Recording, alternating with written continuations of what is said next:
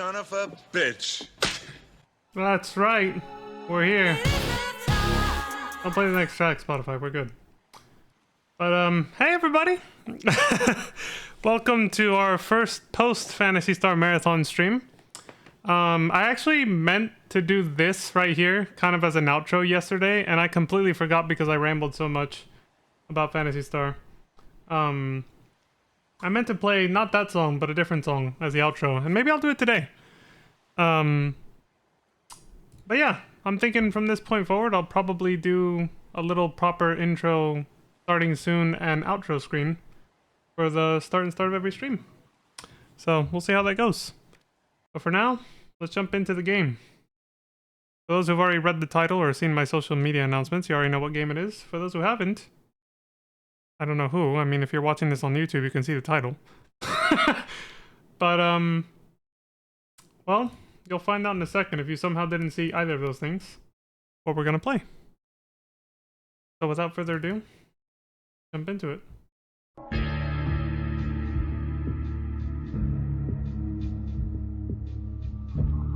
Should look very familiar to some folk. Let's enjoy the intro.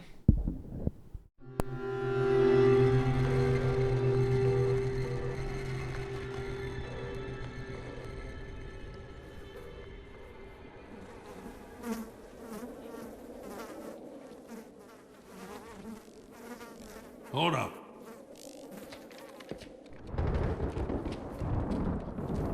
Ain't seen anything like this before. Jesus, don't let that stop you from smearing it all over yourself. They're changing. God damn it, Bill! Oh, it stinks! You bastard! I'm still alive.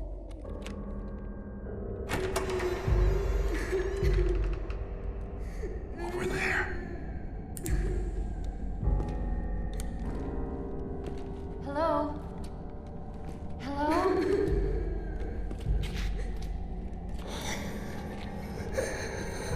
It's okay. We're gonna... Lights off!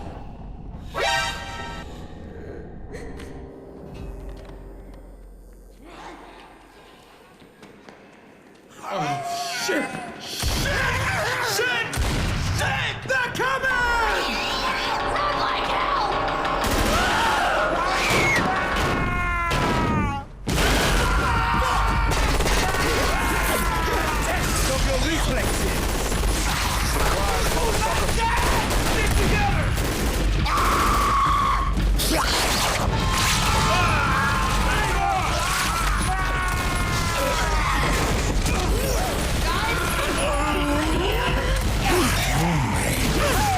Merry Christmas.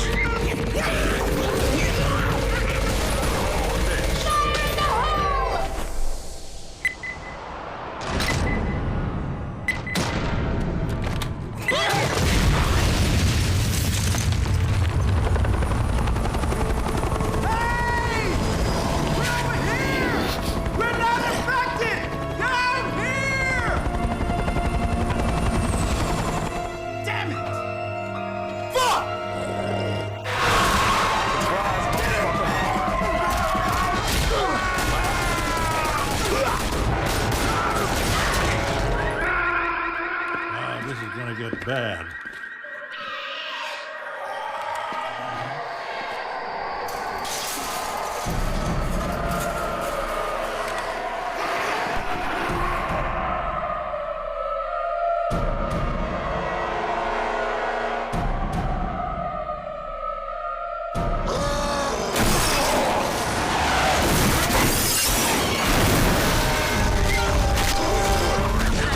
Run or shoot.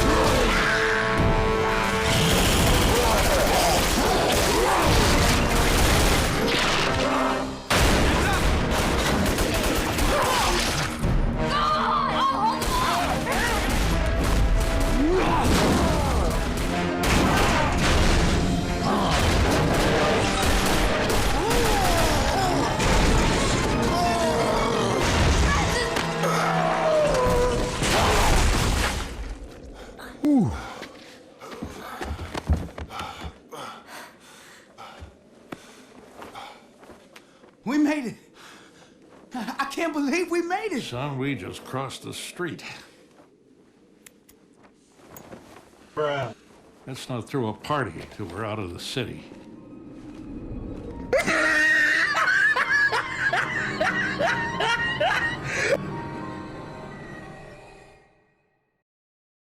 Holy shit!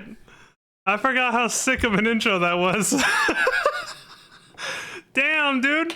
I haven't played this game in years. I haven't played it in fucking... God damn, I think the last time I played this, like, I saw on Steam, I only have like 12-ish? 12 to 20 hours? Because most of my playtime on this game was actually on the Xbox 360, way before I even had a PC capable of playing video games. Recent games at that time. This is a completely different era at this point. But yeah, once I finally got a proper gaming PC, which even then wasn't that, like, it wasn't really high end. And it was an Alienware and it was like mid-range, you know, like in terms of specs.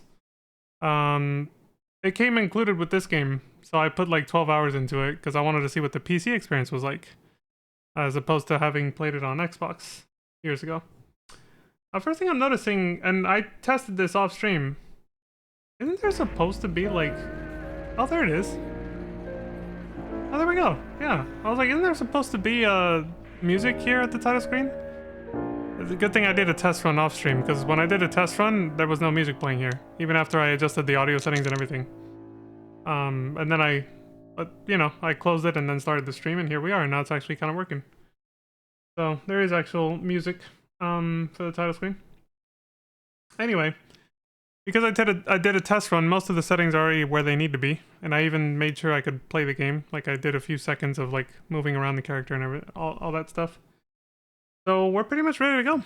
So yeah, this basically marks the beginning of our horror game marathon that will lead us straight to another playthrough of the Resident Evil franchise leading up to Resident Evil Requiem, Resident Evil 9. It's gonna be my first time playing the Resident Evil franchise on this channel in a very, very long time.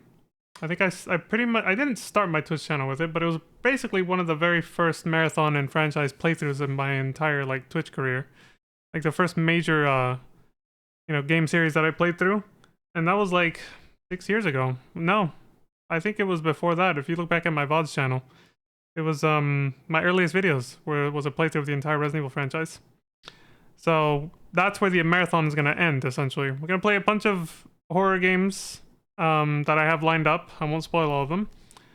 Some of them very adjacent to Resident Evil. Some of them not so much, but just some of them are games that are not necessarily horror, but they have a lot of horror elements to them. So I'm including them anyway. This is not a very strict category, this marathon. I'm just making that clear right now. Not all of the games are strictly horror, but they have some element of horror to them. They're like adjacent. But most of them are straight up horror. But yeah, so we'll be ending with the Resident Evil franchise and then going into the new game that's, I think, coming out in about a month or less now. But we're starting with Left 4 Dead. So let's get on with it. I'll be playing single player. I'm wondering if people still... I'm curious though. Game group server. Find a co-op game online that matches your preferences. Are there still... I bet you there are still games for this. But most people are probably playing Left 4 Dead 2. Let's see. Well, that's more than I expected. I expected like 1 or 2 games most. The fact that there's actually like 5. There's actually 4 games for this one. Damn. That's pretty cool. People love this game, man. It became an instant classic when it came out. I remember I loved it immediately when I started playing it. I played the shit out of it with my cousin too, and a little bit with my brother too. He didn't get into it as much though. And then they both got into Call of Duty Zombies. Anyway, let's go ahead and get this shit started. Single player. I'm gonna go with easy so that we can enjoy the ride. This is back from an era where even if you picked easy, you could still get screwed over, especially in this game. You can still get screwed over if you fuck around and find out. Like if you fuck around, you're gonna find out. Basically, even on easy mode, it can happen. Not likely. It's not likely. But it can happen. And all the DLC comes with the game. Not even as DLC. It's just part of the game on Steam. We're gonna be doing all these. How many? Let's see. It's 1, 2, 3, 4, 5, 6. Okay, so there's 6 campaigns and there's 4 characters. I'm wondering how I'm gonna shuffle between them. Probably gonna do 1 campaign per stream. As I usually, each campaign takes about an hour or 2. So we'll go in order, even though they never necessarily established a strict chronological like story playthrough. The story's an afterthought in this game. It's mostly about the gameplay. Number 2 has a Left 4 Dead 2's campaign is a little bit more. That one is actually structured in a more linear fashion. They actually kind of show how the characters go from one campaign to the next. This one, not so much. But we'll go top to bottom anyway, and we'll start with No Mercy, which picks up right after the intro we just saw. Literally right there. So we'll start there. And yeah, they're all about 5 chapters. So there's gonna be 6 campaigns. I know who I'm gonna be for one of them at least, but the others, that's I guess I'll just go with well, I picked random when I tested the game and I got Zoe. I'll just be her. Why not? Alright. Let's do this shit.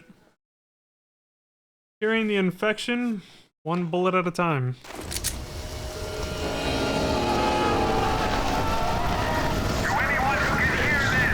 Oh, my soundboard is so quiet compared to this. Repeat. Proceed to Mercy Hospital for evacuation. Alright, let's see. I'll try to turn the music down just a little bit so it's not overwhelming. Let's see. I usually like to have it here at 34. Looks about like halfway. Oh, that's way too quiet. Okay, I'll leave the music up.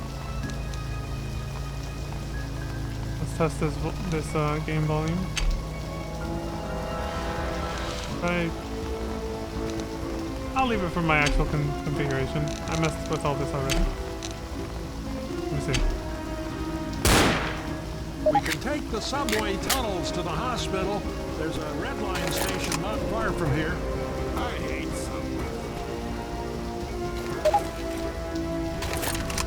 Test this.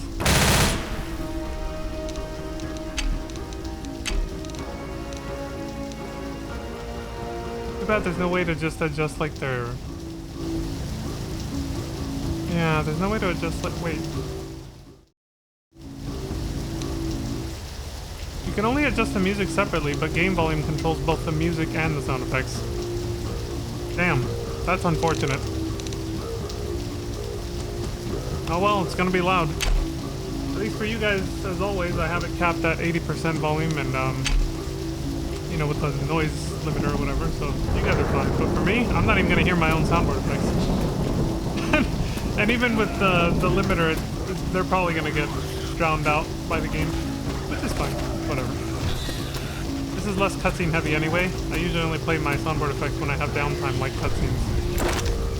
Let me just get used to this again. So right click is melee, R is to reload, E is to pick up ammo, WASD, spacebar to jump. How do you crouch again?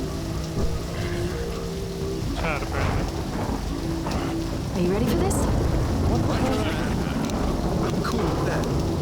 Oh, I didn't know you could do this. This is cool.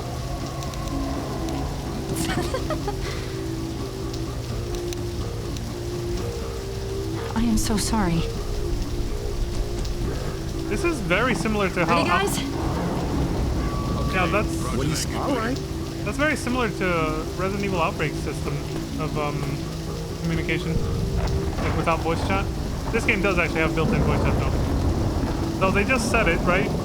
Their dialogue is slightly randomized. There's actually a lot of this game is actually randomized, which is what gives it its enormous replay value. I don't know why Capcom doesn't just make built-in randomizers for Resident Evil games.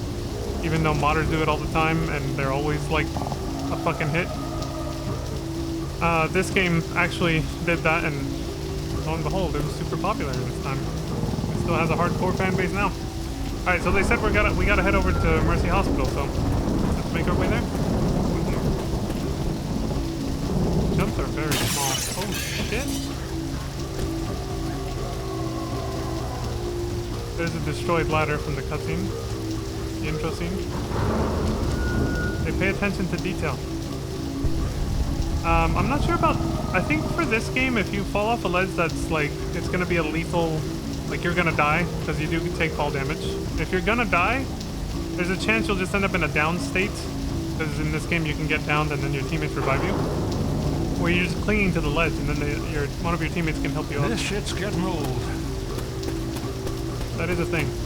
Hopefully we won't have to see that. I'm just going to try to avoid that kind of situation, but this one doesn't break because there's nothing under it. They didn't render a room. I really like the music in the safe rooms before you begin the... Like, as long as we don't leave this area, no enemies spawn, you can't get attacked. Listen to the music. We'll hear it a lot better in an indoors safe room. But I really like this music that they play here. It's like getting that tension, you know, it's getting you ready for, like, oh shit, here we go kind of thing, you know what I mean? Alright, let's do it!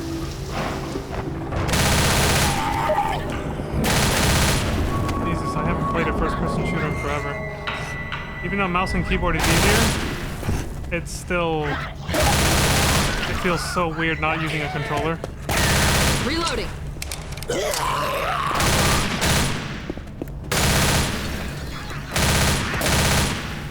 Yeah, it feels extremely weird.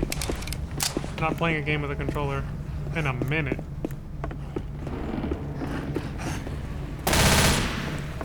I'll get used to this eventually. The stream might go a little longer than usual because I have to get used to, you know. There's someplace around here. Oh, shit. Yeah, the intro scene introduced all the special infected that could attack you. They all have names. Characters will save them.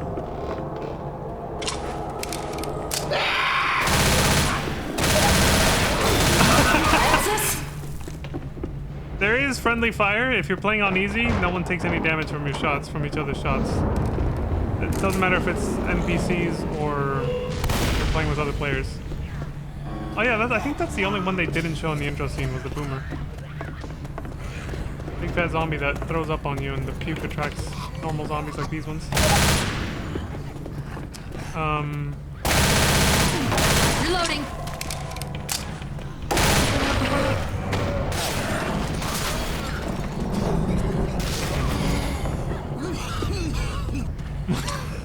The coughing. Oh yeah, so these closets, as long as the doors aren't broken, sometimes you'll run into a lot of like empty small rooms like this. They're basically closets and they're revive points. So if one of your teammates dies, again, NPCs or human, doesn't matter if it's player controlled or not, they will, after a certain time, they will respawn in the nearest closet like that. You just open the door and they come out and they're back in the game. At like 50% health though, and they have no equipment. So... There's a hunter out there.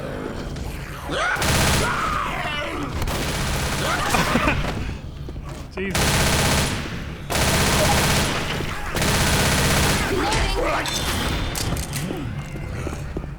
The second game might have actual proper audio balancing options, but this one does not. It's like all or nothing on the volume. I'm reloading. Oh, I already have. Time to start some fires. This is technically a survival horror game, but it's very action heavy, as you can see. And team oriented, and it's more arcade like than something like old school Resident Evil. You really don't have to watch your ammo that much because they give you these ammo pools. You get regularly rushed like this.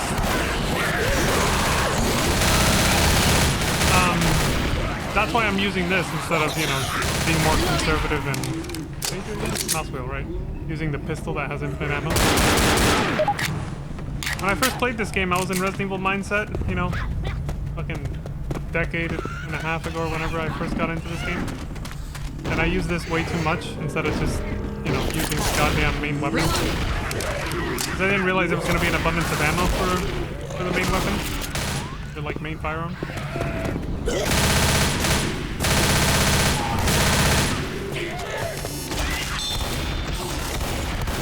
The flashing 12. Holy shit!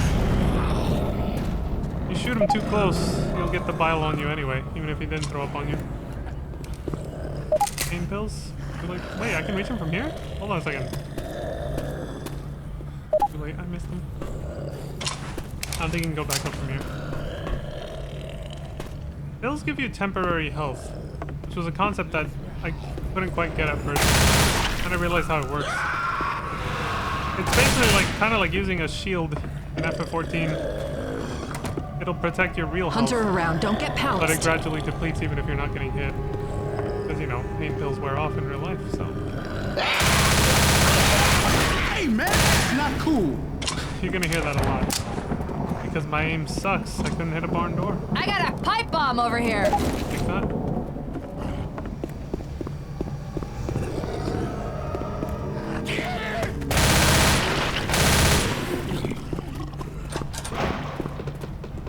I think at the end of these campaigns, like the full story playthrough, I will probably do the commentary mode because it's honestly really cool. You get like a behind the scenes look on how they made the game.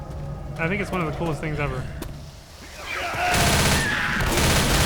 I think before switching to Left 4 Dead 2, I'll probably do that once we finish the story for this one. So this will take several streams, and then Left 4 Dead 2 will also be several streams.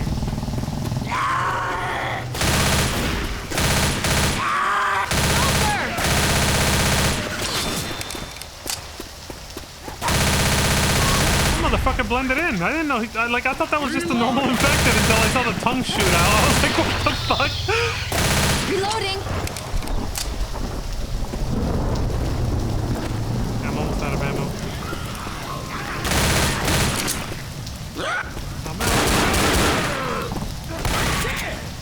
Get his Nice. ass.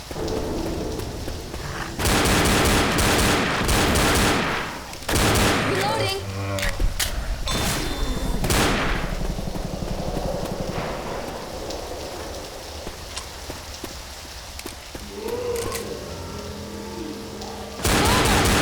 Got his ass.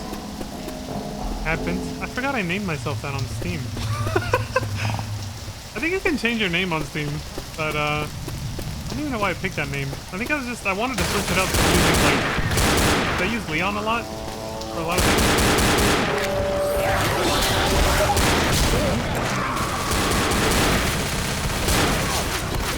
Like Xbox, the Xbox 360 when I made a Xbox Live gamer tag, I think that was the first time. I'm reloading. I think that was the first time I decided to use something different than like Leon or something adjacent to that. And I was like, you know what? I was still pretty young at the time, and I was just like, let's just pick something very like stereotypically. Yeah, I gotta remember how to crouch. Good shot, kid. Oh, no, man. Look. Ready? Yes. Yeah. Is there a way to crouch? Or is it just an automatic thing? I think the game will say something eventually. Whew. So yeah, I just decided to pick something like stereotypically like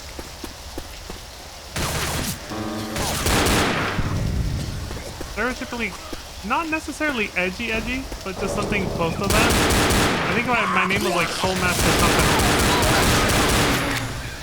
Soul Master, yeah, with a number. I don't remember. There's And then when I switched to Steam, I was like, let's dial it back a little bit. And so I just chose Advent. Oh, fucking the coughing, dude. The coughing Weapons fit. here. There we go. Hunter's got Francis. He's Zoe got back her second pistol that she lost in the intro scene.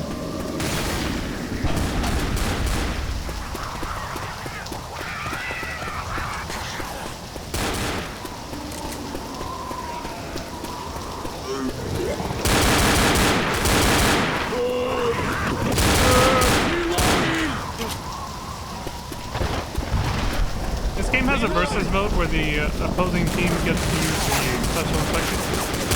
The ones we've been killing that have their own names and everything. But you switch back and forth between them, so like, you take turns. Reloading. One team plays the survivors, and then on the next round you switch. The team that played the survivors will switch over to the infected, and then vice versa. And the goal is to try to...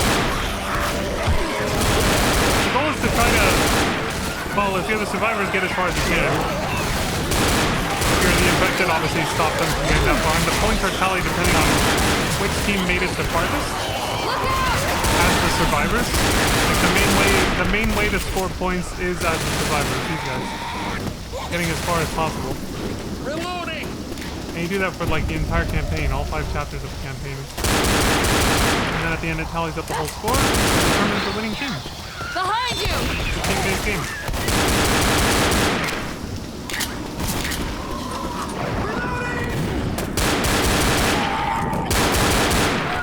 That thing's slowly coming back to me. Very slowly. Grabbing some pills. Reloading! I tried to grab some of those earlier and then fucking Francis took them. Prick. Oh shit.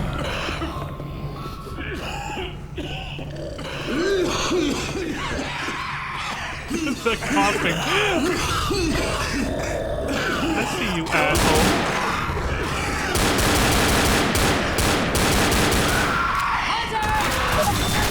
John Francis! Dude, little things make me laugh. I don't know, it's just stupid shit like that. That guy sidestepped him and he got Francis instead.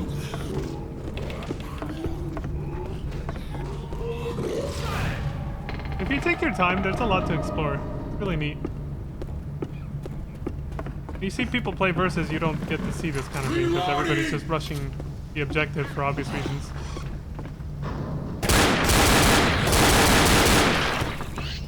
Trying to win, you know?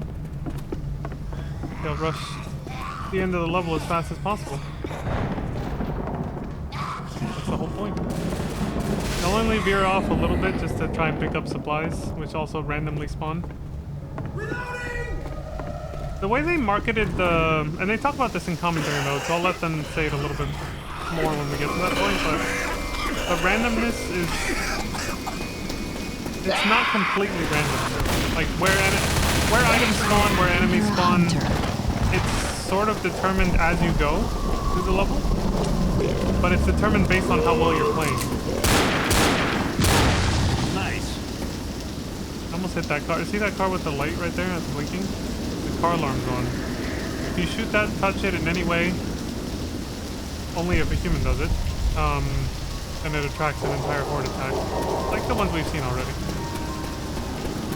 There's a safe house ahead. The car set off alarms, so, you know, don't shoot it by accident, basically. Don't touch it either. Don't jump on it. Don't go near it.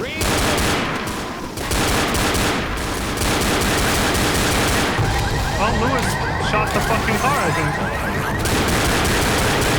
Way to go, asshole. Well, there is something satisfying about being able to do that, though, I will say.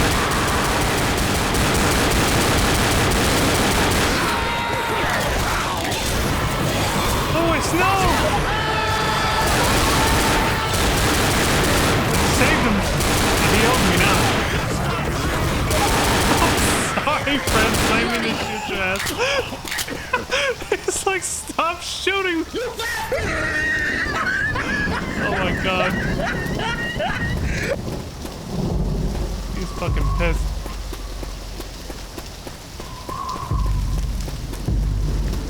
So, sometimes you can actually just find ammo piles. This time we didn't find a single one.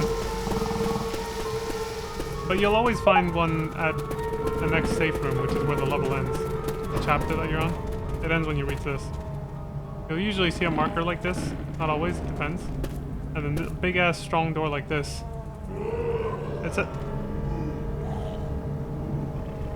It says wrong way because you'd be going backwards if you tried to exit through this door once you're already past this point, basically.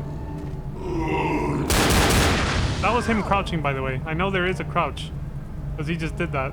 It didn't do much for him, because he's so fucking big that even crouching didn't really do anything, but... I'm gonna leave it open. Lock That ends the the level. door. They start complaining if you don't close it. The NPCs never close it, but they'll start bitching at you. Go ahead and lock that door. There's the Careful, end. there's a hunter Can you lock around that here. door?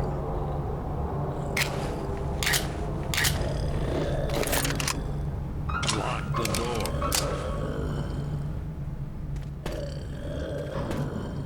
Would you lock that sucker? I'm waiting to see if he appears. Lock that door. Alright, I'll explain what I was... We did it. I was hoping he would have jumped and I would have slammed the door closed on him, but... I was taking a risk. I would have been fine. They would have helped me out if he grabbed me, but you know. We're safe. For now. It says in the top left corner. It doesn't seem like I'm blocking anything too important on the bottom right, except my own health bar. So I am gonna still move myself. There's a pause mini show. Okay. Where can I become less obtrusive?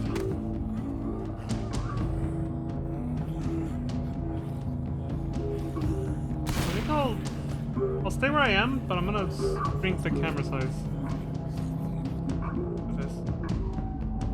Take a screenshot of my current settings so I can always come back to it. Bye.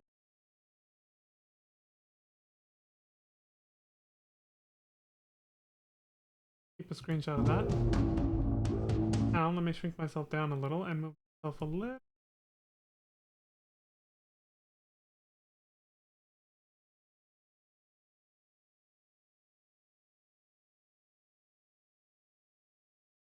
I want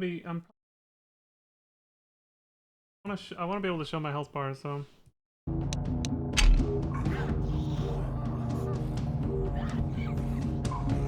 Myself down a little.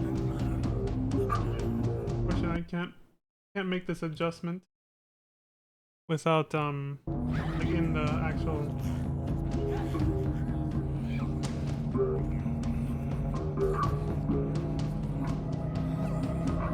Increase my size just a tiny bit.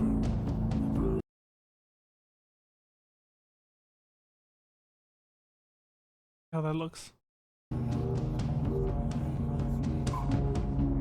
Okay, I'll try this, and then when I'm done streaming, I'll look back at the video and see if I'm either too small or too big still. Now you can actually see my health. Make sure you hit the transition button.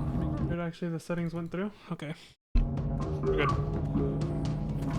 So what I was saying about the randomness of the game. Yeah, once you've completed a level, you can't go back, obviously. So the door we closed is now barricaded just for like extra safety. It's just a set piece, but you know, it adds immersion. But the characters did this during the loading, basically, of the next chapter. Now these safe rooms are pretty cool, but before I explain them, keep almost veering off this. The way the randomness, quote unquote, is determined for the game is that, and the developers said this themselves, there's something called an AI director. Yes, they were, you know, AI was already a thing back in 2010s. Although I think this game is from, yeah, it's early 2010s, this game. I can't remember the exact release date, I'll look it up later. They use an AI director, and it basically determines what kind of enemies spawn and where as you're moving through the level, and also what kind of items and ammo and weapons appear and where. And it's all determined based on how well you're playing. So it's a unique form of difficulty adjustment with like a randomizer built in. Again, would be incredible for Resident Evil games, especially the ones that are very survival horror based. I don't know why Capcom doesn't, you know, try something like this, but they just, even with their AAA, you know, games, I don't know why they don't do it, but that's a whole nother topic. But yeah, so that's how it's determined. So it's a form of difficulty adjustment, which is a common thing in most games, but the way it works in this game is unique because of the randomizer aspect. Because in other games, item placements and all that, they're already set no matter what. Difficulty adjustment just determines like how smart the enemies are and how much health they have, and that's it. This is like a whole nother set of parameters. It determines a lot more. So every playthrough is a little different. Every playthrough is a little different. And in Left 4 Dead 2, nothing to do with the difficulty, but I think the route you take through the level actually changes for some of the campaigns. I think, but I can't remember. Yeah, there's some of the campaigns in their chapters will actually randomly select between like 2 or 3 different paths. And you don't find out till you reach the crossroad, basically, which path you're gonna take for that playthrough. It's really cool. Like these two games are pretty awesome. They're very well made. All right, so now to explain the safe rooms. Pretty obvious. It's the starting point for the next level. But you also get to see. Adds to the immersion of like the whole world, the story. This is kind of how the story is told outside of the characters' dialogue with each other. Is that you'll see writing on the walls and various places from survivors who came through before you, basically. They don't say this explicitly yet, but it's implied that our characters happen to be immune to the virus that started everything. And like the game itself said in the intro, the game starts 2 weeks after the initial infection and outbreak. But you get to see what other survivors who came through wrote. They wrote notes for themselves and for each other and for anybody else who comes through. And I think that's one of the coolest things about the storytelling for this game. So here's a poster, quarantine poster, obviously from like the government or something. And then somebody scribbled on it, no cure. Somebody used graffiti here to say none of you will survive. And then here, well, let me go to that one last. This is an evacuation notice, but then somebody crossed it out and said overrun. Like, don't go there because you're fucked anyway. Here you get some more personality from the people. Usually the different type of writing, like if it's colored differently or the font or the handwriting is literally different, that's how you know it's a different person talking, because not all of them will sign what they say. So here it says radio is saying what?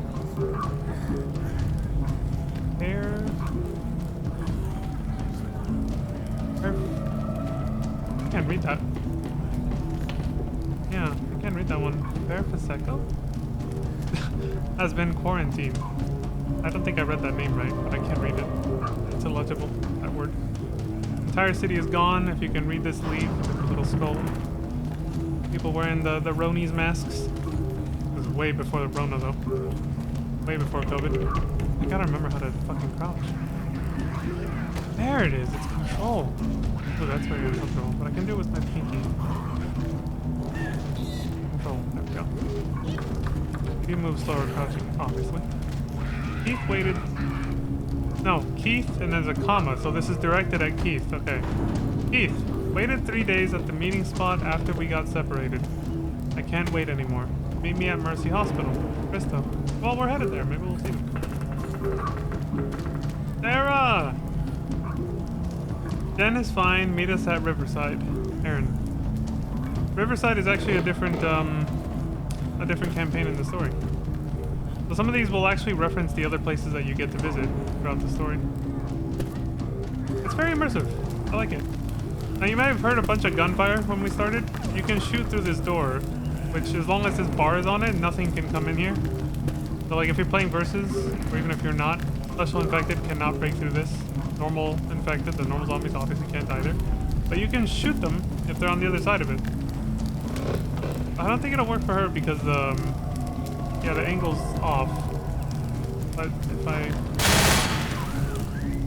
oh yeah, I shot her. See? Through the door.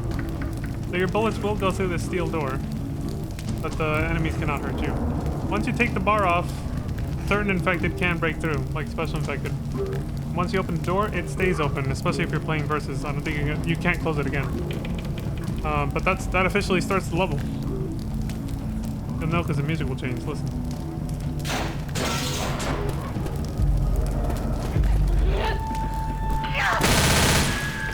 You hear that? There's always like a little theme like that plays to signal that the level has begun. Once this happens, in about 30 seconds or less, the first Special Infected will spawn. and then they continuously spawn on a set, like, a sort of set schedule. And in versus mode, it's similar, where when a special infected teammate dies, they get like 30 seconds before they respawn as a new special infected, which is determined for them. They don't get to pick.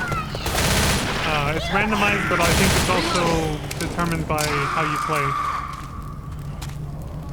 It's part of the balancing for the versus mode. Good shot. Oh wow. I got grabbed, but he saved me immediately.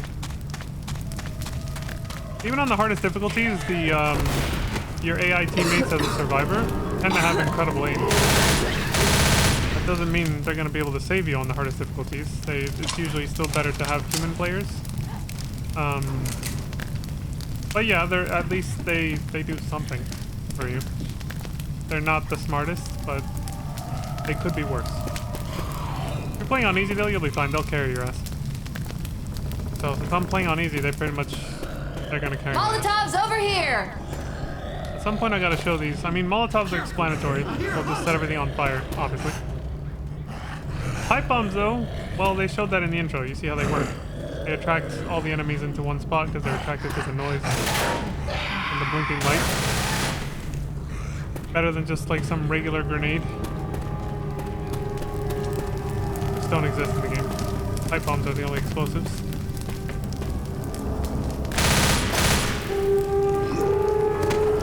I think it's a good time to use one.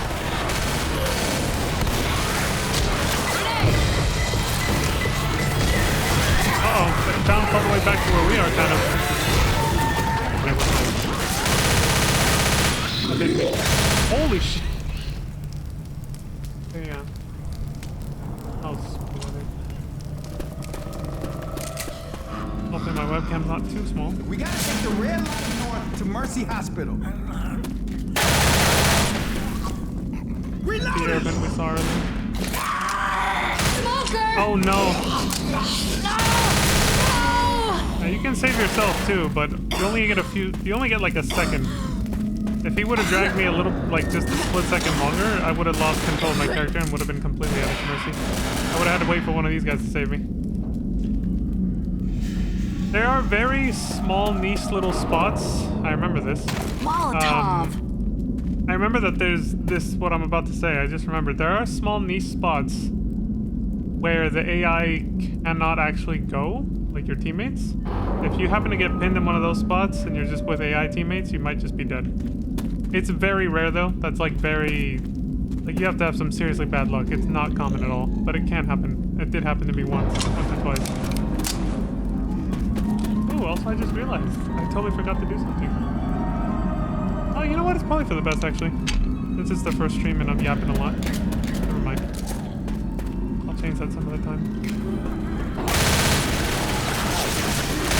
Probably next stream or second half of this stream. When I'm done like introducing the game, so to speak. Talking about like the basics of it.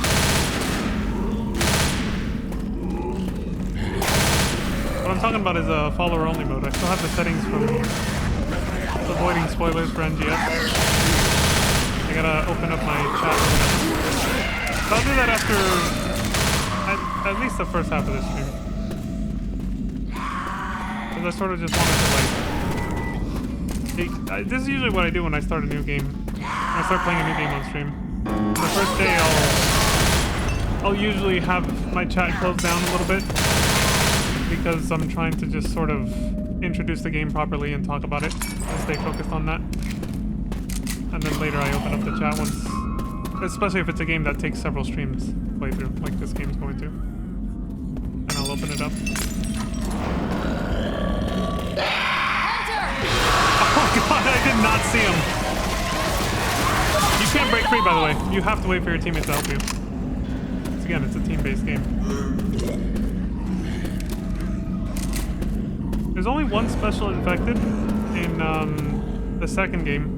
Only that you can sort of struggle, but you can't break free. You can just sort of help yourself a little bit, but not too much. Every other special infected that can pin you down though, which is different for all in the way they do it, but once you're pinned, you're fucked until a teammate helps you. there a way to turn on the flashlight manually? There we go, it's F. I was trying to do that earlier in the vent. I can't remember which button it was. Reloading.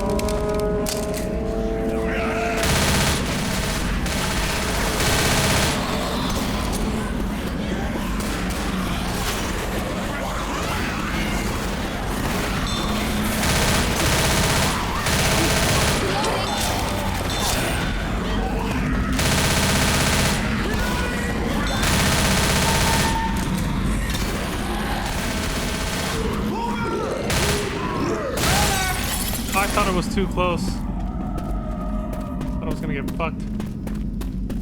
Reloading. Put these up. Ergonomics.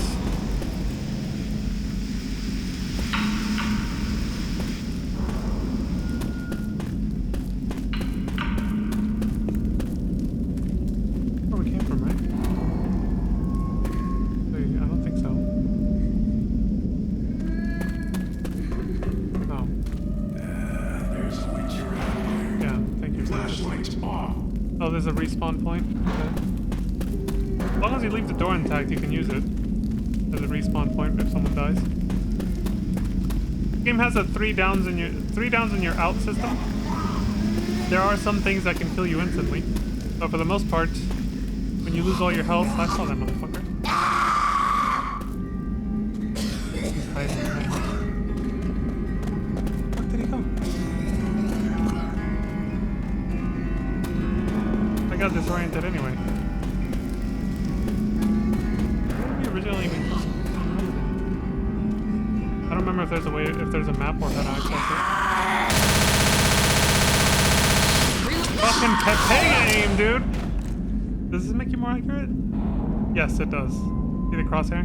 Okay, so yeah, normally when they're that far away I crouch, but I haven't gotten my muscle memory back yet to do this. Yeah. That helps a little bit.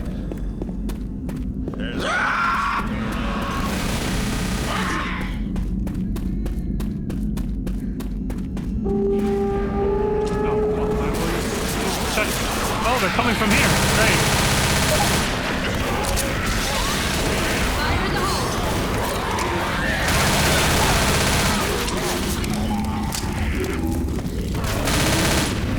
Only partially came through this.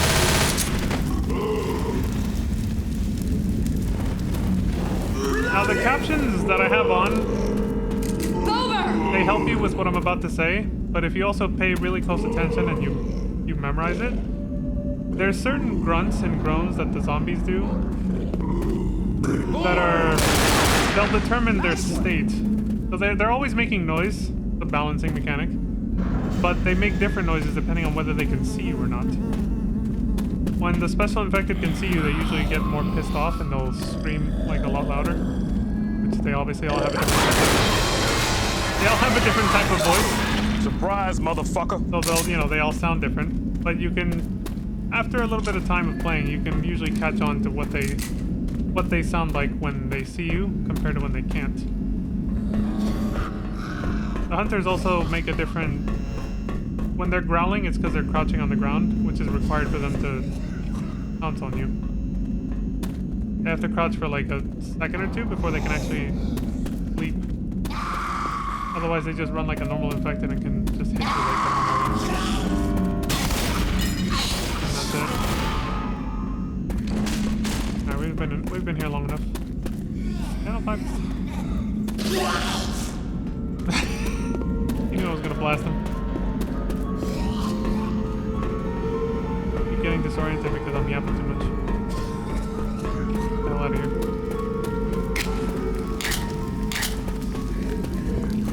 It's intentional that your flashlight, moves with your gun. Strategic reloading. Something along those lines is what they called it, the developers. If you reload at the wrong time, you won't be able to see shit if you're in a dark spot. Weapons over here. Ah, tier 2 weapons. This replaces the submachine gun. If it shoots bullets, I'll take it. There was a choice of a normal shotgun at the beginning. That one right there. Hey, there's weapons over here. Smoker! So there's tiers for weapons. When you start a campaign, you usually start with, you know, like the submachine gun I was using with this. Demonstrate right now. Standard, you know, pump action shotgun.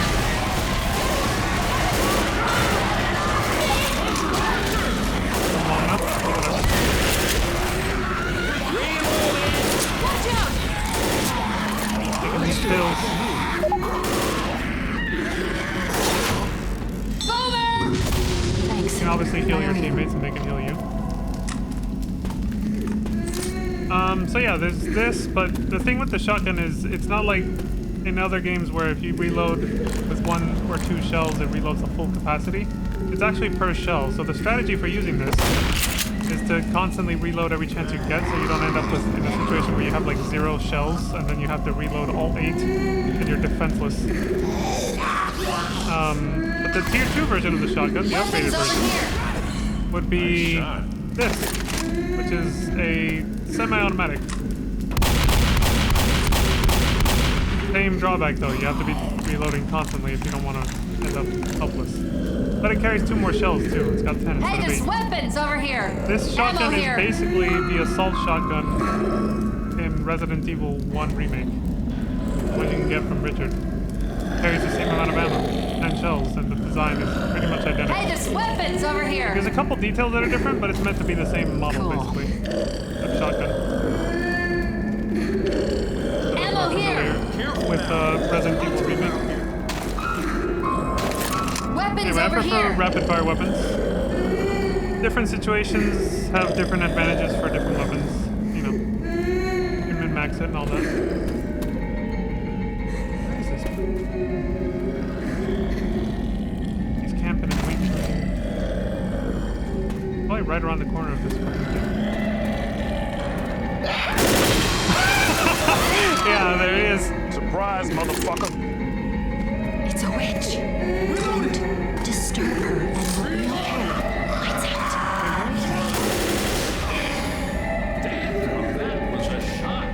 The louder and more detailed the music is, the closer you are to her. The thing is, I don't see her.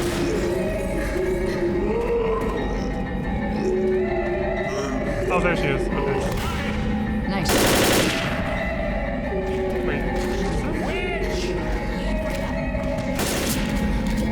And they see her, otherwise it wouldn't be all out like that, but where the fuck? Oh, there she is, okay. Yeah, they usually have a red glow around them.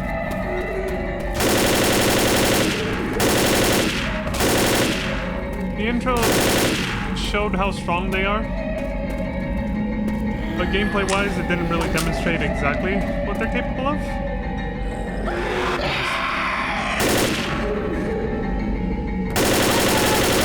They run faster than you, the witches I mean. And all it takes is one hit, no matter what health you're at, they'll knock you down. You'll be in a down state and vulnerable to just being killed basically if no one picks you up. And if no one kills her, she'll do the job. She'll start scratching at you mercilessly until you die, if no one, you know, kills her. But then even if they kill her, now one of your teammates has to pick you up. Otherwise you'll still die from other zombies attacking you. But yeah, it's a very bad idea to disturb her. Turning off the flashlight, it lets you get closer to her without disturbing her, but yeah, how I like to say it. I don't know when you came in, I've just been yapping a lot, but hi, I hope you're having a good evening. I'm playing your girl. Hell yeah, Zoe's the best. Zoe's the best. I picked random when I tested this game off stream, and I got Zoe, so I just decided to start playing as her for when I actually started streaming. Reloading! But yeah, turning off the flashlight lets you get closer to the witch, but generally if you get too close anyway, she'll eventually get pissed off and attack you, so you just kind of want to stay away from them. Sometimes the game, the AI director will literally spawn them in a cramped hallway where there's no way you can get around it. It's happened before. Plenty of times actually. If that happens, you're kind of fucked. You gotta try to kill her, and she's most likely gonna knock you down and waste one of your health packs. And I just realized I didn't finish explaining the three downs and you're out system that I mentioned before. there's a balance to it. Like if you get down 3 times on the 3rd one, you're dead. You just die. But if you use a health pack, which we obviously all have one, if you use a health pack, it resets your downs back up to 3. So that fixes you up and you get 3 more again, basically. But you can't stack them though. It's not like if you use a health pack, suddenly you get more than 3 downs. No, it just resets it to 3. You have to be strategic of when you use your health pack. Also, health packs only get you back up to 80% of your maximum health, unless you're already above it, then it'll give you like 1 or 2 health points. So if you're anywhere above 80%, it's a complete waste. It's just gonna give you like 1 or 2 health points, and that's a complete waste. You're supposed to use them when you either have been downed and somebody got you up, or you're very, very close to being down. Because then it'll restore you back up to 80% health. That's how you want to use health packs. The NPCs will gladly give up theirs to heal you, like you saw Bill did with me. He healed me like that. I like Bill, but I've only ever played with a full team. The guy's always had me being Billy. But at least you were happy with that arrangement, though, right? But it sounds like you like Zoe. So I assume you were happy with it. But I'm down for stories about like, yo, these assholes stereotype me into playing as Zoe or something. You can tell me the deets. I'm kind of curious. How did it go? Well, Because I love hearing other people's like nostalgic stories about this game or any game that I play on stream. Honestly, I'm sure you have some fun stories of playing this with your friends. My memories are mostly with my cousin. Playing offline co-op because I didn't have the money for Xbox Live when I played this on Xbox until many years later after he was gone. And then I played it online and then on Steam as well. But it was just with randoms, and with randoms it's not the same. Like any multiplayer game, but especially one like this, the good shit is with your friends, with people you know and trust and have a good time with. Playing with randoms, you can make friends, and then it becomes, kind of fun. But if you're just playing with randoms that you don't know and you never like make the effort to become friends with other people and stuff like that, it's just never, never quite the same. It's not as fun. Nice shot. Let me reload the ammo because we haven't even gone that far. I've been yapping too much. Ammo here. I accepted my fate as the girl in the group. You were like, you know what? I'm being typecast, but whatever. I'll take it. I'm changing my webcam size. Am I too small, by the way, Lantis? Since you're here, you can tell me. I won't know until I watch this back later, but like, Can you turn off that light? are my facial expressions actually visible, or am I like a super tiny fucking ant in the corner? Because I made my webcam smaller and moved it so we could actually see my health bar. So if she notices you, you can just back off and then she'll calm back down again and go back to crying. I might as well demonstrate this. But if you stay close to her, or if you shoot her or touch her, eventually, well, you'll find out in a second. The witch is getting mad. That happens. And then she does this. There. I'm okay. I got it. Your teammates intentionally don't help you right away or as fast as they can because it's a balancing mechanic. They still want to make it possible for you to die. They don't want to make the teammates like Thanks. carry you that hard, That's why you saw them kind of just sit there for a minute. Molotovs over here.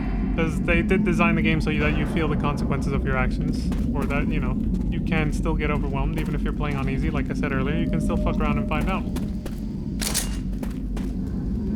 That's a good size. It fits in with the UI. Okay, good.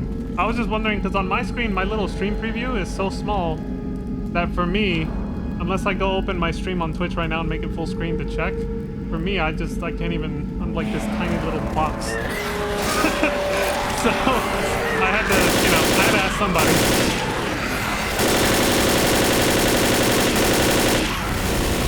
This thing is so satisfying to shoot. I'm reloading. Yeah, for anybody else watching, when I reach the next safe room, I will at least turn off subscriber only mode, but I'll leave follower only mode for a little bit longer. because I'm still kind of yapping about the game a lot. Because I'm, you know, introducing it like I do most new games when I start playing them on stream. Talking about the basics of it, stuff like that.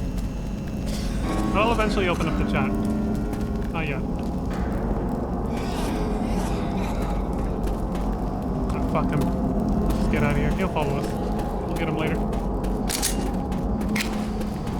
He's not reloaded. There we go. OBS makes everything look bitty. Yeah, exactly. It's really hard to tell if everything's set up correctly unless you go open up your stream, which takes up time and.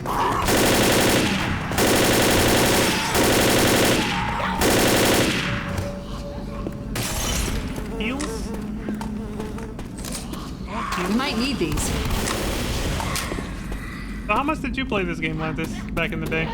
Like, did you and your friends, like, did you guys play this hardcore, like, a lot? I don't mean hardcore, like, you played it on, like, expert or anything like that, but, like, did you guys play, like, repeatedly, like, for months, years? I know with my cousin, we played it for at least a few months. A lot, like, religiously. And even after he stopped playing it, I kept playing it. I fucking love this game. I had so much fun just even, like, by myself. Like, just fucking around with the NPCs. I think that's why. It's because it gave me the same kind of feeling as Resident Evil Outbreak, where you could just kind of dick around and do funny shit messing around with the NPCs, the AI partners. So even by myself, I clocked in a lot of hours on this game on the Xbox. Had a static team for about 6 months. Did you actually play, like, hardcore PvP? Like, were you guys really competitive, or did you play the... Just for those who don't know, the versus mode for this game was actually, like, one of its main selling points. And I already explained the basics of how it works. I'm not going to go over that again, but it was a big selling point for the game, was the versus mode. And, the game is actually... Well, it's kind of designed around it.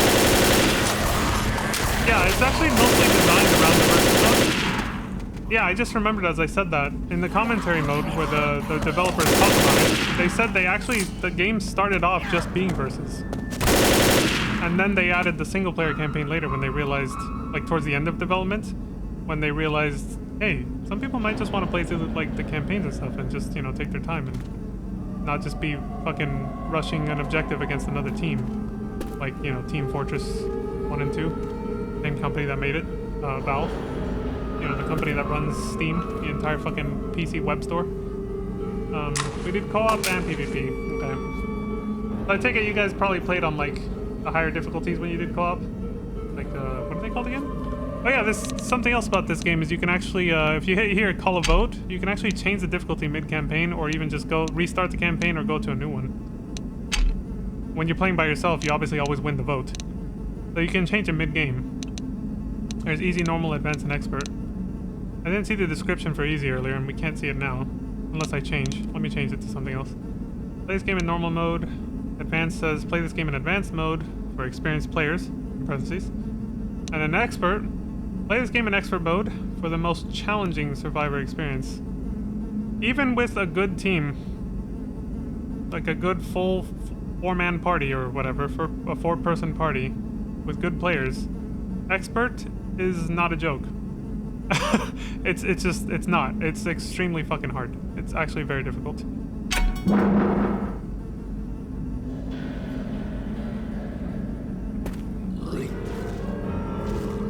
The special infected get incredibly smart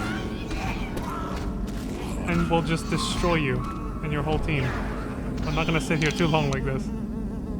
I wanted to see what it says for easy. For inexperienced players. That's me. I'm still trying to figure out how to use the crouch button without forgetting where the fuck it is. But yeah, look, I'll leave it on expert for just like a minute. Now if we stay hunkered down in a good spot like this, maybe nothing will happen to us. But if I start trying to go anywhere, fuck around and find out real quick. Also, friendly fire is set to max. I can down one of my teammates and make really fucking quickly and easily. They can't down you if they're AI, but if they're human controlled, they can, yeah, your human controlled teammates can down you, but AI thankfully cannot. Even though their aim is so good, most of the time they wouldn't anyway.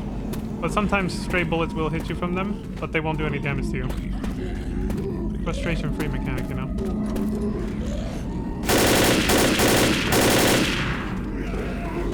Guys are good at shooters, so we played on advanced for my sake.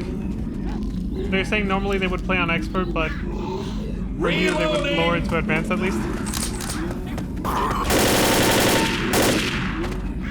Well, hey, I'm with you because I am, even on mouse and keyboard, I'm so bad at shooters. I don't think I've played. I don't think I've ever dared to play any shooter, like Halo or anything like that, above normal difficulty. Like, even just normal difficulty makes me struggle for most first-person shooters. So, you got me beat if you were playing on advanced at least.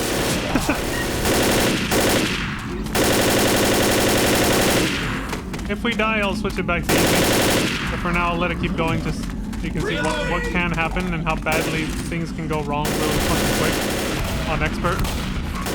We're not gonna make it much further, trust me. Reloading. I know it seems like a joke right now, but just wait. Sounds like a freaking hunter.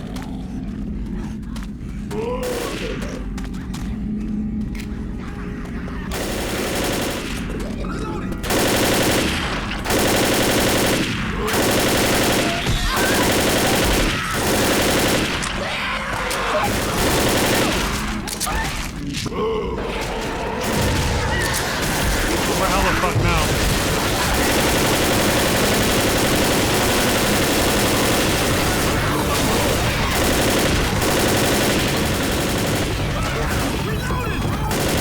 This is a good choke point. We got lucky we were standing here when that happened. That would not have ended so well if we were in like the big open room that's coming up. Come on, let me heal you up. Yeah, even regular infected can almost kill you in just a couple hits on this difficulty. Here, take this. Oh, we're fucking dead now. Jesus! What the fuck? What is this?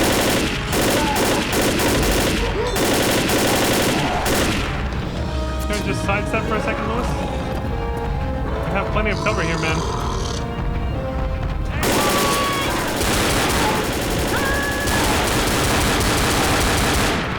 Yeah, we're dead now. Try not to shoot my own teammates. Reloading.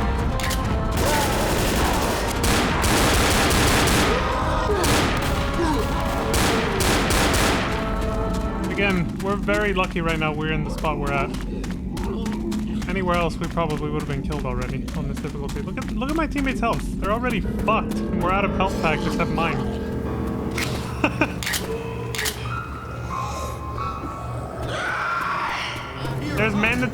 There's points where it's mandatory to have to fight off a horde like this. Because you have to do something, like flip a switch or do something that'll cause noise, basically. And it'll cause a bunch of, enemies to come down on you. The cool thing about this, though, is when this happens, the random horde attacks will stop, and it gives you time to set up the things. Like, you can, like, this is like a Molotov, but you shoot it to activate it. Gas tank. You just drop it somewhere and then, like, just put it here. But again, it's Jesus, it went hella far. It's very random where the enemies are going to come from. So you can only set up how you think it's going to go down and try to strategize like that, but you never actually know where the enemies are going to come from because they get multiple spawn points and they're mildly randomized. Like, they might spawn down there and then climb up through here while your dumbass is sitting here like this waiting for them to come out from in front of you. And this can't turn around all the way. So, this has infinite ammo though. And it does an insane amount of damage, but it can overheat, I think. Let's see.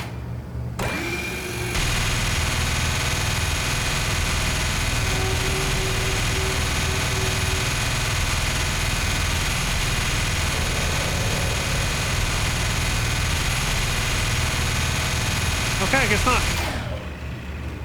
Maybe I'm thinking... No, I think in Left 4 Dead 2 they just give it an ammo limit instead of being infinite like that.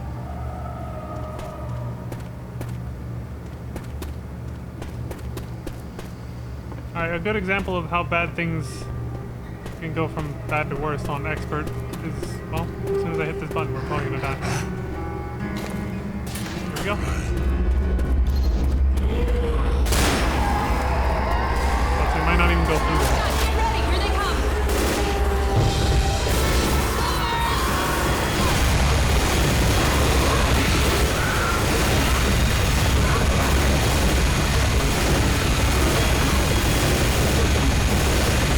You know what I mean about the AI having insane accuracy?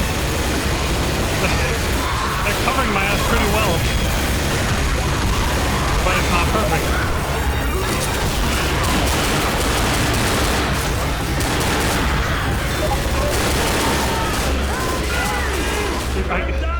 Dude, I'm half your size. Come on, get up. Dude, I'm half your It's size! all right. You're gonna be okay. Easy, easy.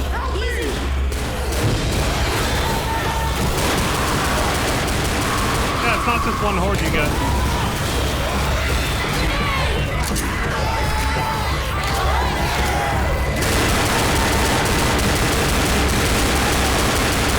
This fight ain't Come over. on. Come on, I got you. You're gonna be okay.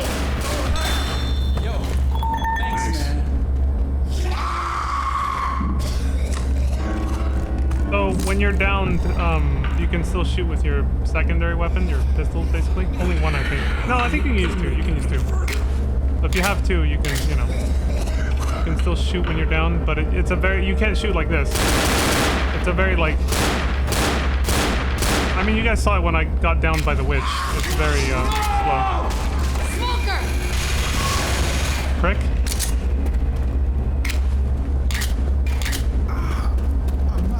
I'm gonna use the restroom when I reach the next save point, and then I'll relax some of the restrictions that I have on the chat. I'll put it on followers only at least.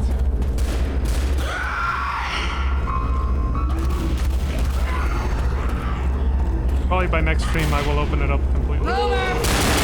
Probably. This game is well, it sort of is and sort of isn't making a liar out of me. I was expecting for us to have died already. I didn't think we would survive that on expert. Ammo here! Guess the game is not as difficult as I remember it being.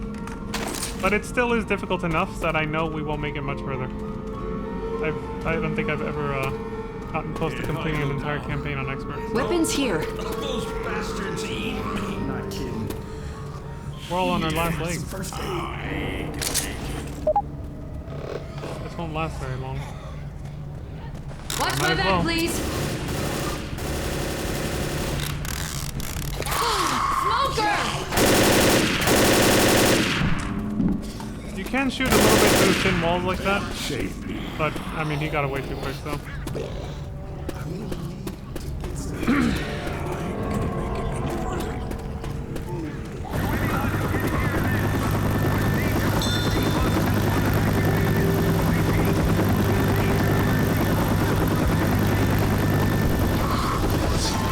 The light was blocking out the subtitles a little bit there. Hopefully you guys were able to read that. The helicopter pilot telling us to get to the hospital to evacuate. That was the plan from the beginning, so.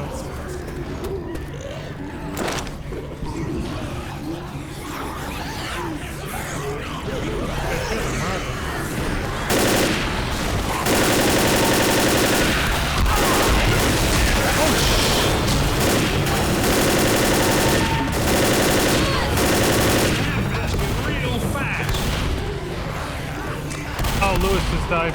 He got down 3 times, so that was it. His third down was he's dead. So we lost Lewis.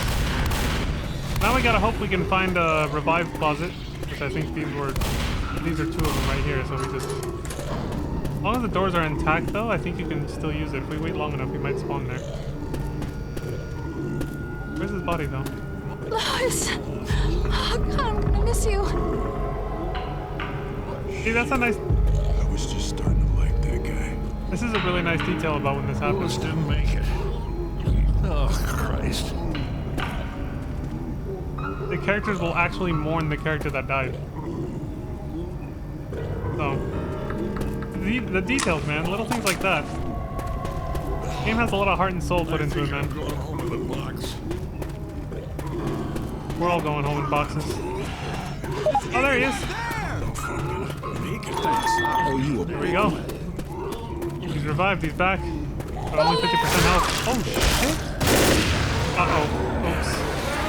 Oh no. I can't shoot him, these guys are in the way.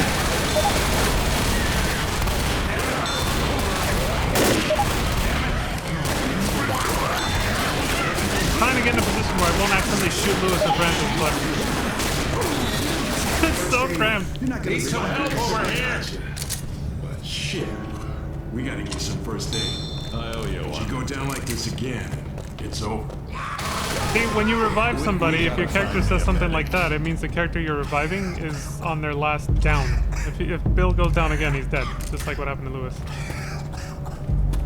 So, like, if it's one of your first 2 downs, your characters will just, you know, they'll be like, oh, come on, just get up, silly. Like, they'll just be like, walk it off, basically. But otherwise, they do that. They get very concerned. When they're picking you up and it's like, you know, if you go down one more time, you're dead, they'll say very concerned things like that. They'll literally tell you you're gonna die. And your screen goes black and white. You hear, like, your heartbeat or whatever. No matter how much temporary health you get from, like, pills, that state doesn't go away until you get an actual med pack. Watch your back, Hunter. Hunter!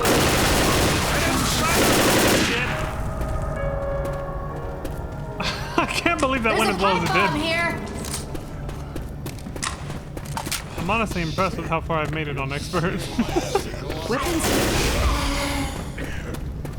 It's all the way back to the safe room if I die now, though. There we go. Pick it up. Fire in the hole. Good God.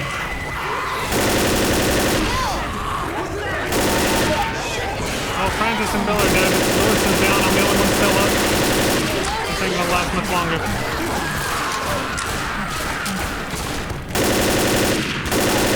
Zoe! I need some help over How here! bad are you? I can shake it off. Come on up. Alright, Lewis, it's me and you. We got this.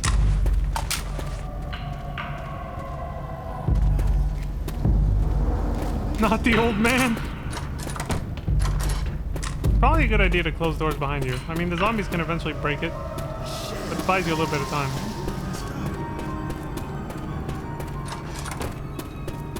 But it works as an early warning system, too. Someone can respawn in there. Bill! Keep going. No!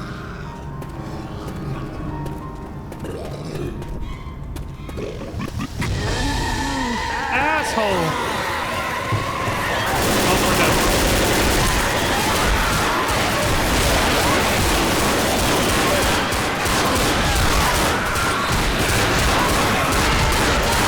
We got this, Lewis!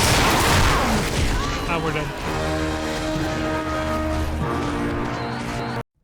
Lewis died right there. If everybody goes down, it's instant. Let's like, do it. You've lost, and it just takes you back here, basically. Because, I mean, if everyone's down, that's it. No one can get you up. So the game doesn't just wait for you to die, basically. It just immediately resets. Shit, Subway looks full of zombies. Alright. I'll just speedrun this since we already went through it slowly. I'll change it back down to easy. But I'm actually kind of surprised I made it that far on expert. I didn't think I would. That was actually kind of, surprising.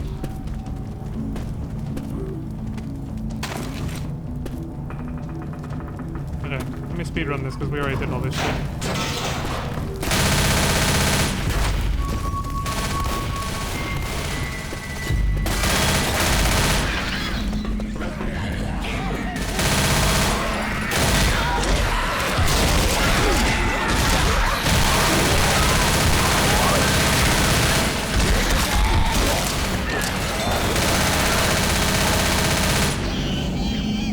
At certain points, I'll just stop like that because the game's designed against letting you go alone, basically. When zombies hit you from any side, it slows you down. Your character will literally come almost to a stop. So that you can't just leave your teammates behind. You won't make it very far, basically. That's why I just stopped right there and waited for my teammates to catch up, because I wasn't going to make it much further.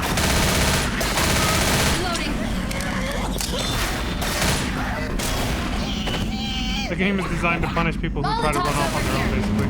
You gotta stick together.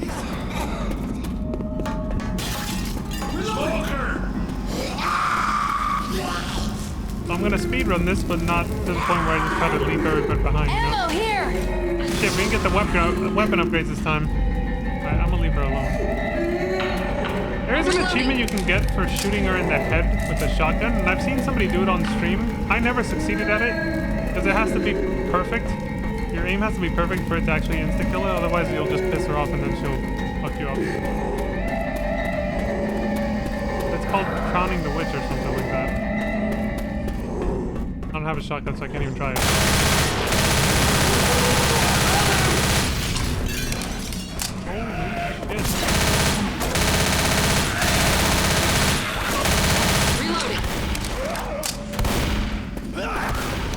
I was like, where's the flashlight button? It's F.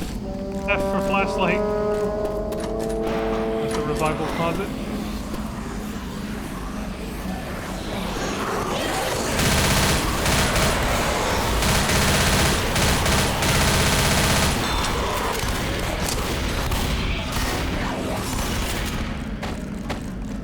The auto shotty. Oh, weapon upgrades over here. Alright. We're back to this. Kick some ass.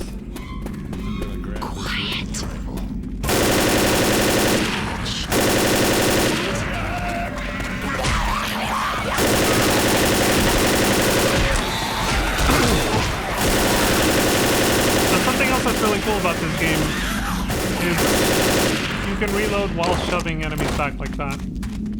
Here. Reloading! See? Physically impossible in real life, but in this game, balancing mechanics. They let you keep... You don't have to sit there helpless while the reload animation goes off. You still do this and keep the enemies off you, and you'll finish reloading. Good balancing mechanic. I was expecting a glass shatter sound. What the fuck was that? No tanks this time.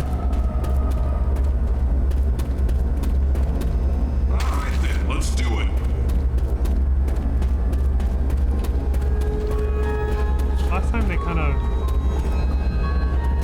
came through here, so let's see if it's not too close to where I'm at. No, it's too close. The shit spreads a lot. Here, let me put it here. Yeah. Okay. At least I demonstrated what expert was like. Okay, let's do it. Generator's on. And here they come. There. I was like, it's out of the view. Damn it! See, now they came from somewhere else. God damn it. Oh, no, some enemy did come over there. The boomer just died from the fire. That at least.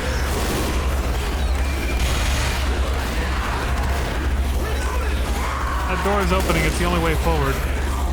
At this point, you can crouch underneath and just go. But it's probably better to wait till the horde's gone. And you've killed most of them, you know?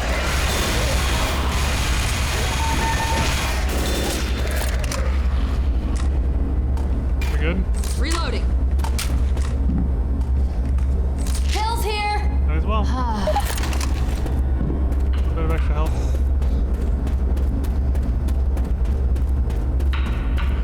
We're already almost back to where we were.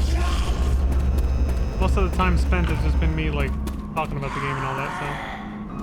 Hey, there's weapons If over you don't here! find, like, an ammo pile like this, which is Ammo infinite here! ammo, if you find another copy of the same weapon you have, like this, Weapons over here! it does the same What'd thing. he say? It reloads it to max. So... It can't be one that was discarded by an ally, though, because that's just... You'll just pick up whatever ammo they left for it. If it's, like, loose on the ground like that, then you're just gonna get whatever they left behind. Oh, tank growls. Yeah, the subtitles, if you put full closed captioning, they really help you. They make the game a little easier, because then you can hear what's around. It'll literally tell you, because it's meant for people that are hard of hearing, basically. A little deaf, you know? Or completely. Then you can read that and know something's close by. So now I know there's a tank nearby. I used it even on Xbox when I realized it made the game easier, even if you're not deaf. But sometimes with the surround sound settings or whatever, however you have your audio, you won't necessarily hear the enemies the same way, even if you're not deaf. So it helps. A little bit of a handicap. If you want maximum immersion and you're not hard of hearing, though, you can just turn that off. If you want the game to be a little harder. It starts off by default. I turned it on. Is it him? That's a tank. I can see his big swollen arms up there. I'm gonna blast him.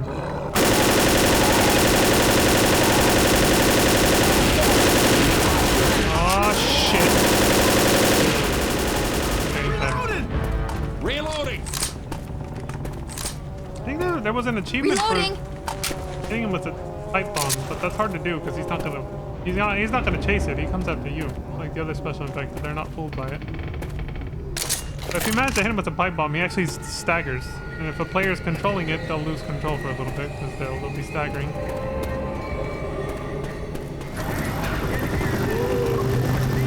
Whoa. Same dialogue as before. Use chopper pilot, you can reach down there.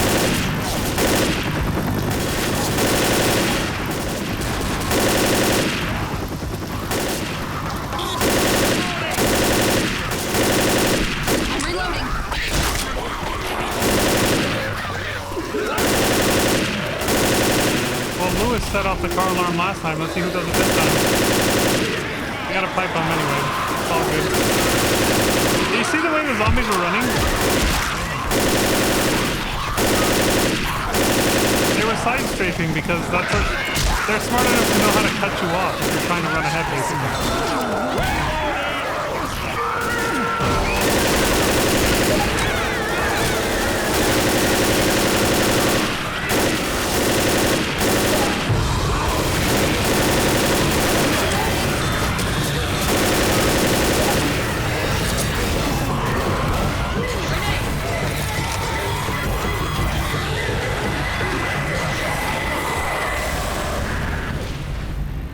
Red mist.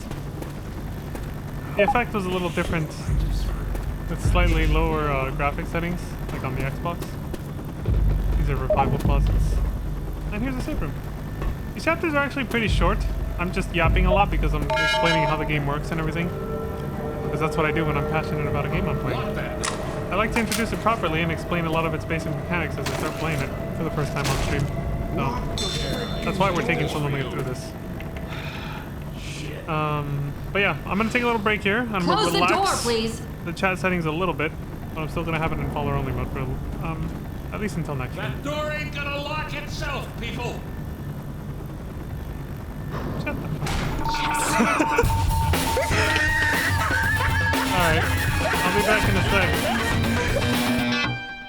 Where has my mouse? Oh right, I have to actually pause the game. Francis, you might want to heal. In Left 4 Dead 2, there's actually special dialogue you can hear in the safe rooms if you wait long enough before you start the next stage. Not in this game though, so we won't do that. But I will BRB in just a sec.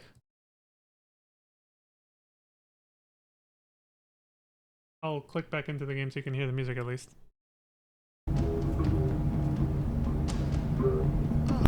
Yeah, let's do it. Oh shit. Here we go again. Surprise, motherfucker. Not much of a surprise when I have to pause the game just to be able to come back, right? But, you know, whatever. Well, for those of you who, you know, are watching live, you got to see how the AI interacts when you're just kind of sitting here and chilling. Anyway, let me relax the chat settings just a little bit.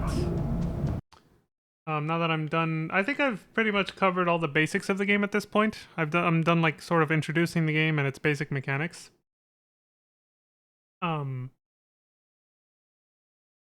Yeah, I'm done doing that at least. So I have a little bit more wiggle room to chat, but I'll keep it on followers only mode for at least until the next stream. And then I'll slowly relax it over time. Because there's still going to be a couple other things where I'll be like, oh yeah, I forgot to talk about this and that. But eventually, when the game mechanics are fully covered and I'm kind of like done just yapping about the game, I'll have the Twitch chat completely open for more interaction.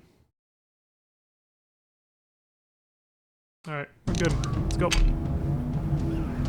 Everything's good. Alright, since I'm done kind of explaining most of the basic game mechanics, we can also speed this up a little bit too.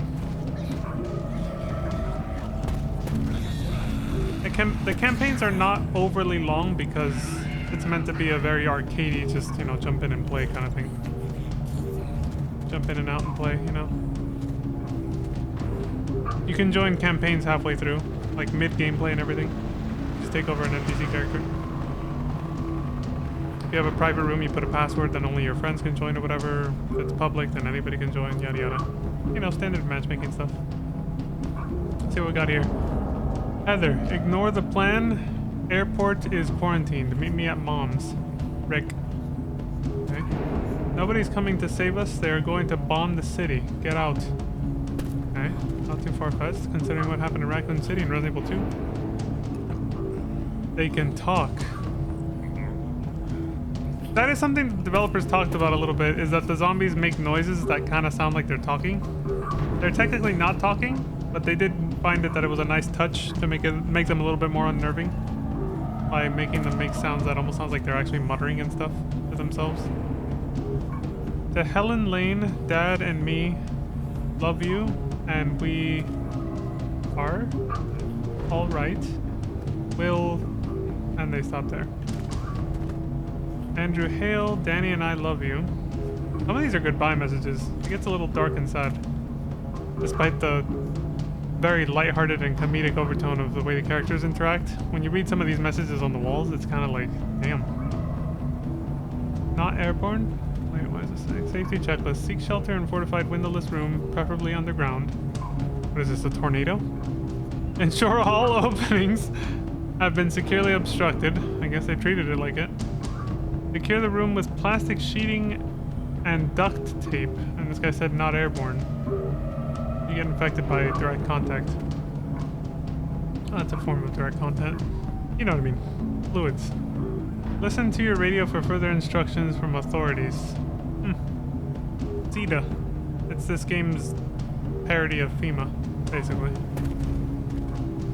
Probably some kind of combination of the CDC, you know, Center for Disease Control, and FEMA.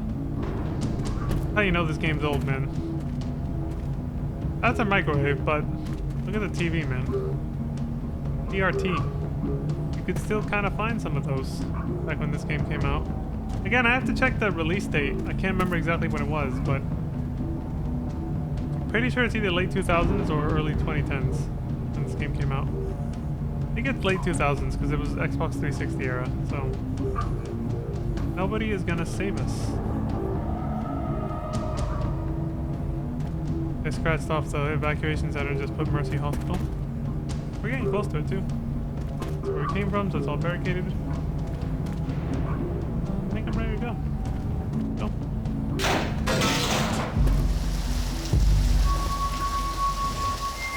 Oh.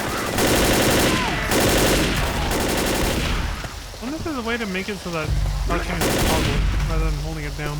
Let me check real quick. I don't think there is though.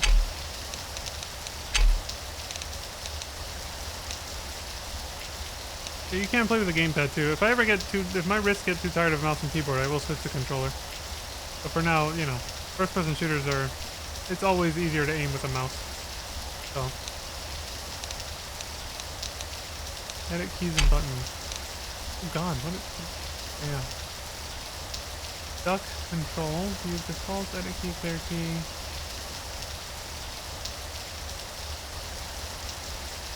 Use hunting rifle scope with mouse 3. Push away enemies with mouse 2. It doesn't look like there's a setting to make crouching a toggle, unfortunately. You have to hold the button down to do this. Oof. I won't be crouching a lot then. My pinky's not gonna like that.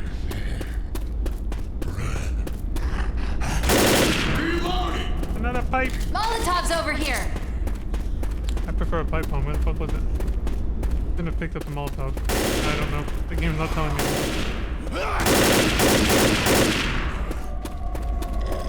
It's not the end of the world.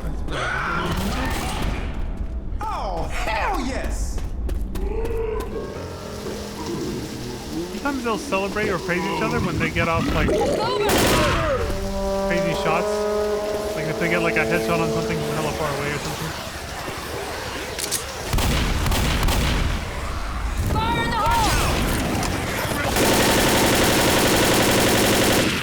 Covered one side. I'm reloading.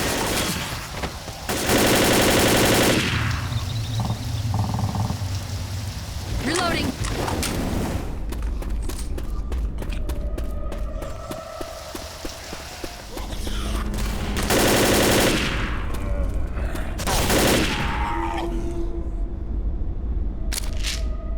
Someone's gonna need these. You know what I'm saying?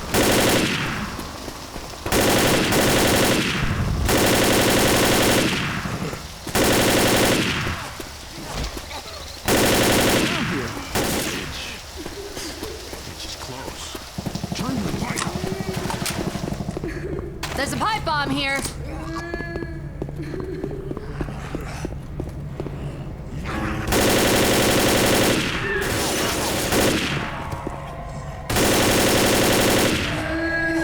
Any door can be broken down eventually, not just like wooden doors where you can like punch holes in it or whatever. These ones can also break. I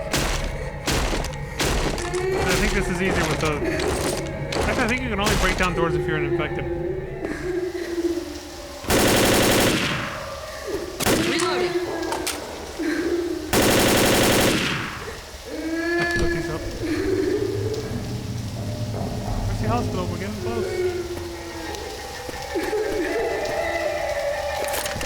You can climb stuff like that. You gotta look for stuff that looks climbable.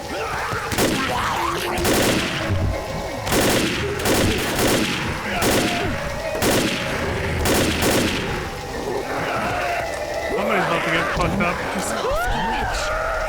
Ain't me. Fuck, Bill.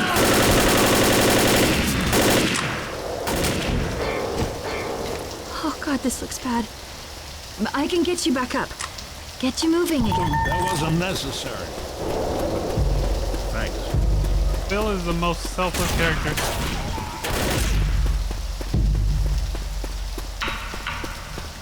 Keep that in mind. Reloading! They all have their own little personalities. It's nice.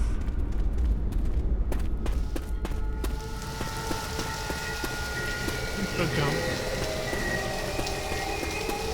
To the left! Hurry!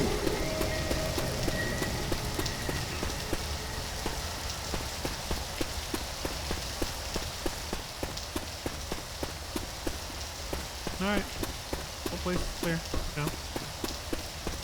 Anytime you gotta do anything, even if it's not something that typically will cause noise in a realistic sense, it'll still usually alert the horde. What the game tells you.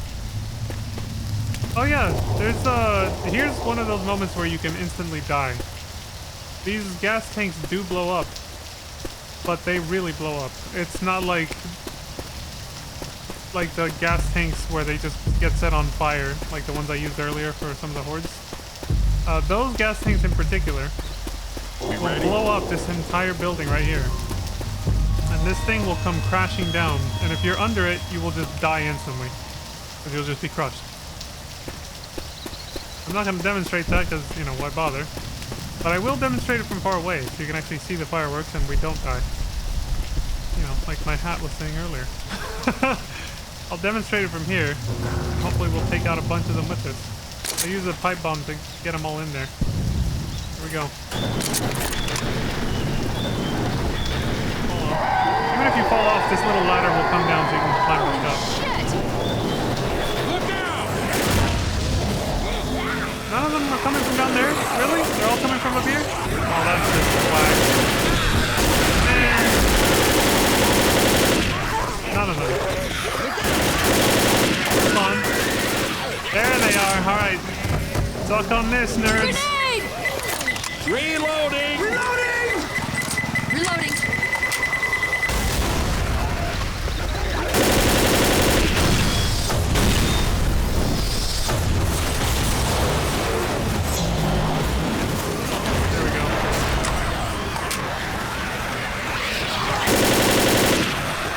Yeah, so if you're anywhere near that, you're just dead instantly.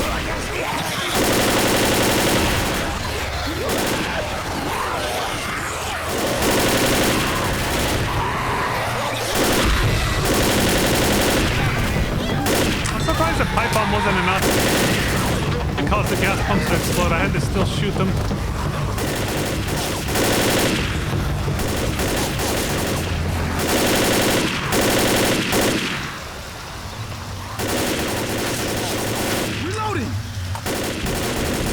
Fingers were not on WASD. I was like, why can't I strafe?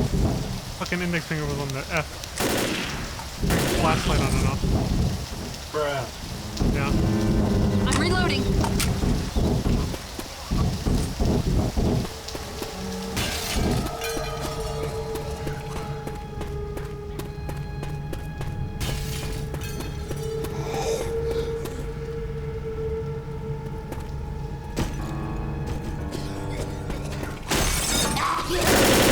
Holy shit! Surprise, motherfucker. That was, yeah.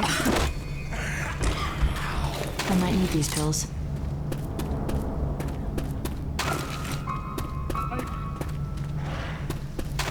Ammo here. Yeah, if you reload after getting ammo, you have to get more to actually top off. They fixed that in Left 4 Dead 2. There you're topped off even if you haven't reloaded. As soon as you pick up an ammo pile Hunters like on that. Francis.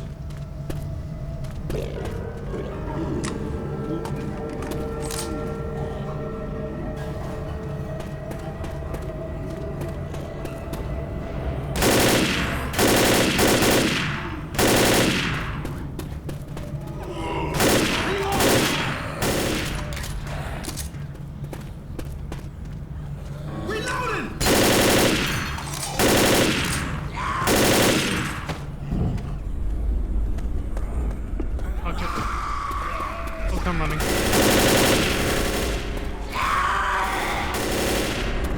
I'm not always running. Reloading.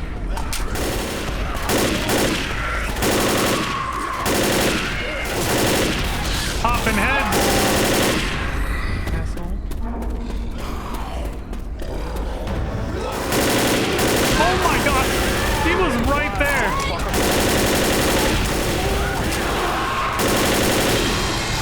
Asshole! Son of a bitch! Holy shit. Reloading. Don't. Hold on. Let me patch you up. Thanks, Francis. Thanks. I owe ya.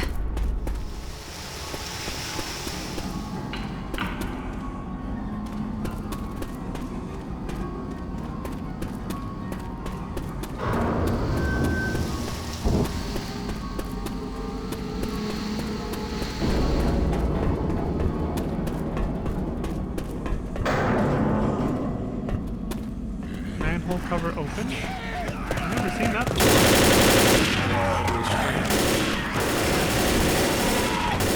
You think they tried to escape? You think? That's literally every zombie we're killing is somebody who's trying to get away from this. Nice shot.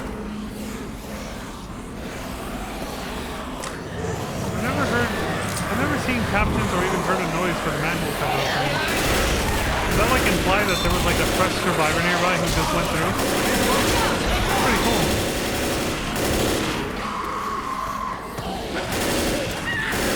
So let's unhandle this.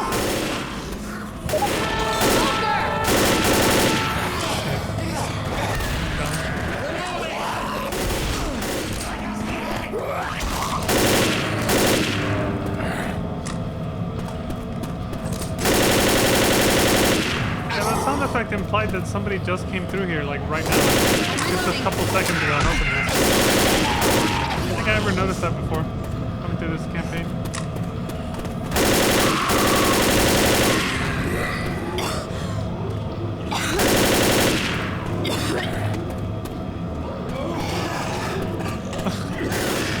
Dude, the coughing fits from the smoker.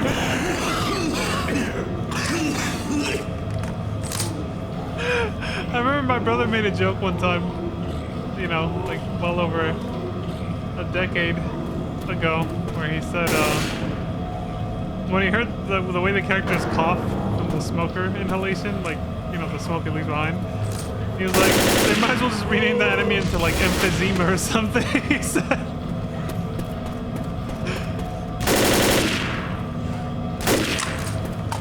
All the fucking coughing. The point of no return.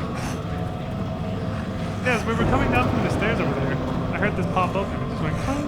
The little caption said manhole cover open. So There's a hunter around. it was like somebody just came through here. Ahead of us.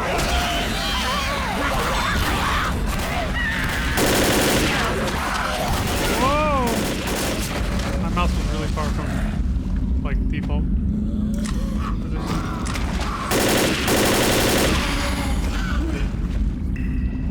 might switch back and forth between controller and keyboard and mouse because we're not even done with Reloading. this, and my right hand wrist is already like, dude. I just don't play first-person shooters. It's already getting dark. I might switch the controller after this. Reloading.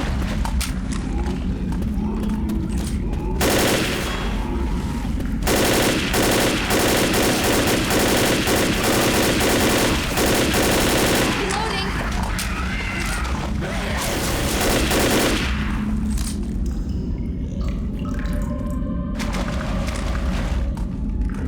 The subway smelled bad, but this. I mean, ew.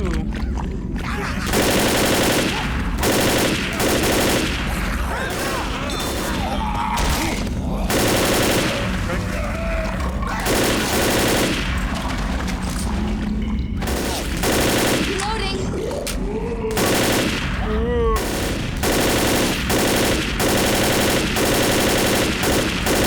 Just like with Resident Evil games, I make fun of the zombie sounds all the time.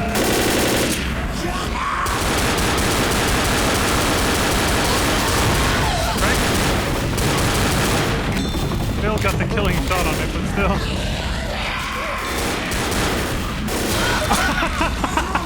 Guy just came flying out of the fucking smoke.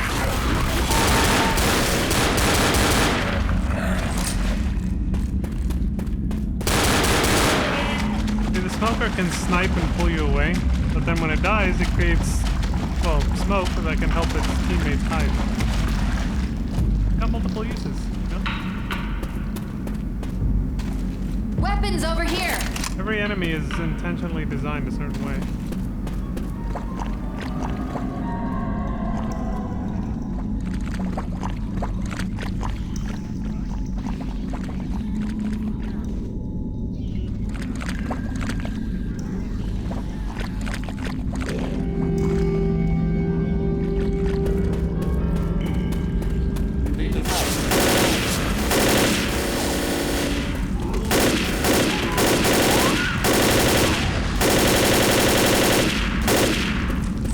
Mercy Hospital outlet.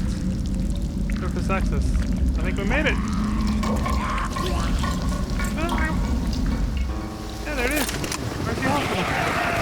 Holy shit!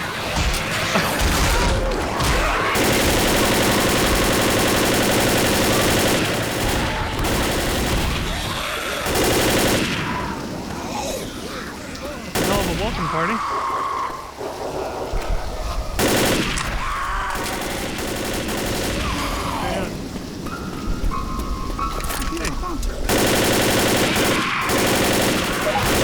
Hunter on I think there's Bill! also an achievement for shooting a hunter out of the sky. Did you guys hear that? Reloading. Thank you. Zoe was like, she just started screaming because I fell, but then I grabbed onto the ladder so she stopped. Just screaming because she thought she was gonna like fall to her death. Dude, she was just like, Reloading! that's it. Little, just a little scary, you know. Test of your reflexes. Because I accidentally did this and then like.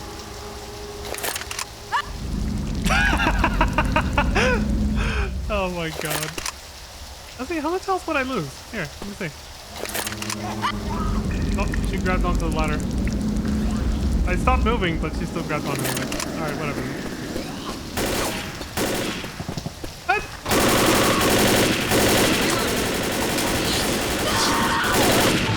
Oh my god.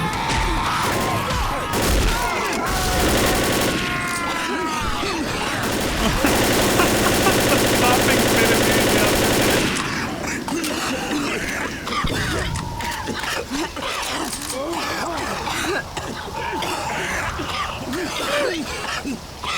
I'm telling you, I find really stupid shit so fucking funny, dude. Just listening to him cough like that. It always made me laugh. I wasn't a kid, but it's pretty close, you know. Close enough. I'm like, I wasn't a kid anymore, but still. Hunter! Back then, I'll just say that. Jesus just left backwards. Oh! Even Bill said good shot. I got it there. Hella far away. Fire in the hole! Look at it.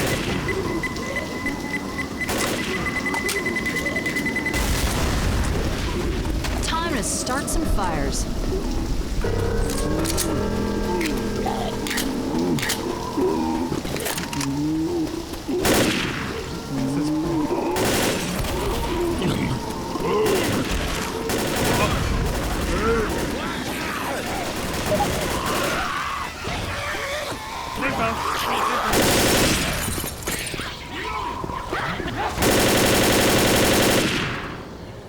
Get the hell out of here. Anatomy of the heart. You can't actually read it. Feels bad. And flat screen monitors back when they first came out. What my old monitor used to look like. Look at the shit.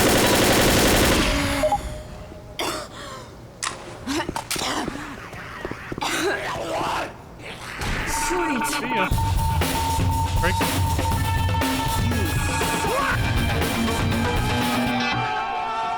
You son of a bitch. There we go. Oh, I forgot it shows your little Steam avatar too next to your name. It said Advent and I had the little sniper kitty. I've had that as my avatar for as long as my Steam account has existed. An old 2000s meme picture. A little cat holding a sniper rifle, aiming it out the window of like an apartment. Shit. I'm gonna get Come on, let's do it.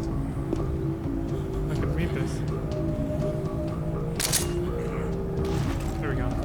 You hold one of these weapons, your flashlight stays centered and more zoomed out. So it's easier to read this stuff. Peter waited until Thursday. Couldn't wait any longer. Went to Riverside with the others. I'm so sorry. Pete. If you really pay attention to these, you'll notice the little stories will start to form between certain characters. If you really like pay attention and memorize the names, you'll be like, wait, Peter or Kate. You're like, I saw them right in a different room. Sometimes even in a different campaign somewhere else. You'll see the same names and be like, wait a minute, isn't that person that was waiting for that other guy in that other campaign? Like, there's some good connections you can find if you pay attention. Dawn, I'm safe. I got out and I am traveling with good people. They are immune too. They are immune too. We're gonna find a supermarket and fortify it. We'll hide until the army comes. I love you. XOXO. Hugs and kisses. Aaron. That's not a bad idea if you're confident they won't actually blow up the city. Dude, I want to... Oh, this is incursive anyway. Thank you, Francis. Denise, I think it is? Get...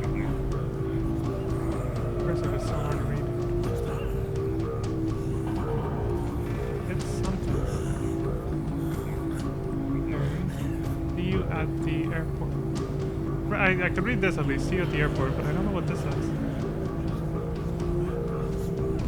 Can't read the name. I think it's Katie. Yeah. What? He's like, what? Mercy Hospital is overrun. Great, now we know what to expect. Interesting. A hospital that also has junk food and vending machines. That isn't a paradox. We know you're probably dying if you're here. Let's help you die a little faster while also trying to stop you from dying. Here's some junk food. Like, What? What the fuck? I killed 63, 77. These are all different markers, so different people arguing. I killed 63, 77, 86, 104, 109 bitches. Wrote an apostrophe. Should have been an E. Poor grammar or spelling or whatever you would call that. Ironic, isn't it? I don't even know how to. Anyway, 53,595. 2 underlines and 2 exclamation marks. And then somebody responded, lies. They said, bullshit. Bullshit. So I think there is an achievement for killing that many zombies, which is inspired off of this writing. The game actually comes with an achievement to kill that many zombies total. It takes a while. Let's take a while to do that. Play the game for a good chunk of time. But hey, achievements give the game's replay value, right? What's up, homies?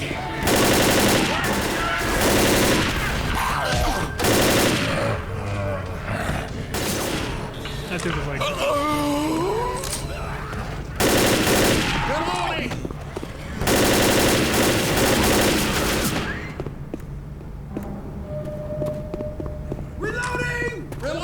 Yeah, next time I play, I'll use controller. It's more comfortable. My aim's gonna suck even more than it already does, but my wrist is not liking this. I'll probably just switch back and forth, depending on like the situation.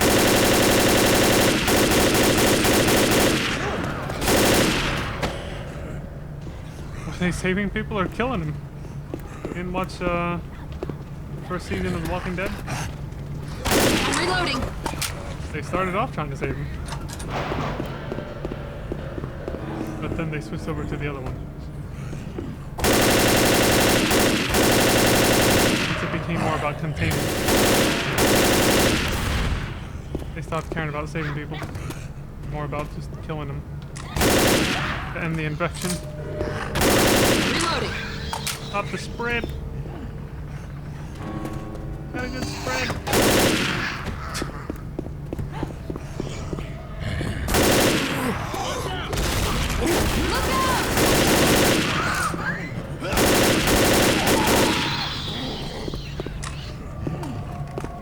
I'm reloading. Glad I'm not one of those people that gets dizzy or motion sickness from first-person games.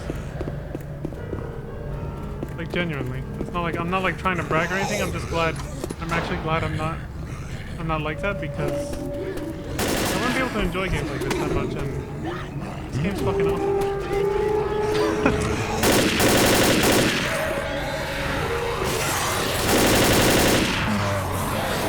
Ah, yes, the hospital gown.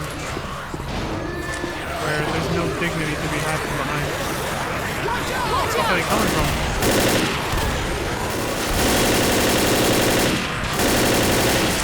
Open and your ass is out, you know? Hospital gun, I mean. They can't be breaking open shit. Where the fuck are they? Right? Reloading.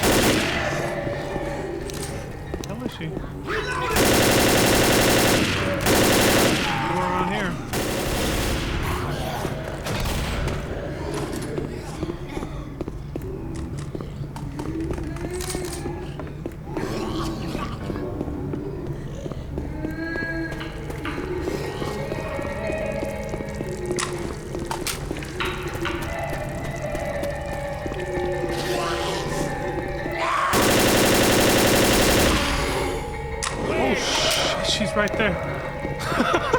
Don't make the witch angry. Well, somebody's pissing her off. Probably Bill again.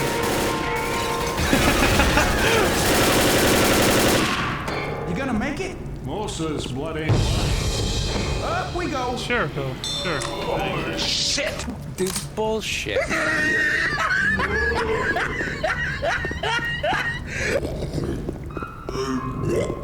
Dude. There's a pipe bomb here. The AI doesn't use explosives, so they don't even bother picking them up. So they're all yours. Playing them over. Reloading. They only take pills and med packs. They do add a bigger variety of items and weapons in the next game.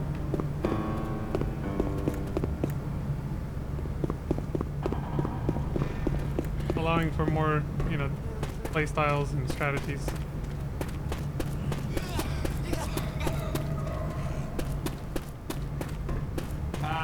stairs.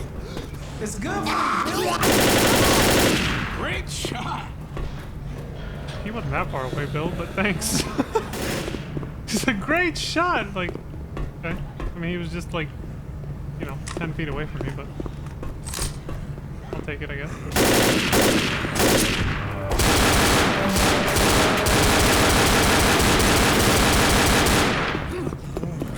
There's another achievement for killing a bunch of enemies with just a pistol.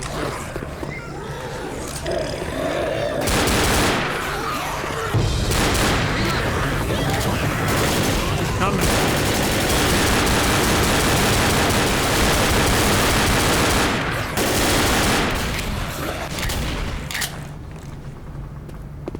Reloading! Revival closet? Even if it's mostly to revive teammates, it's still worth opening these and checking them because they sometimes do have goodies.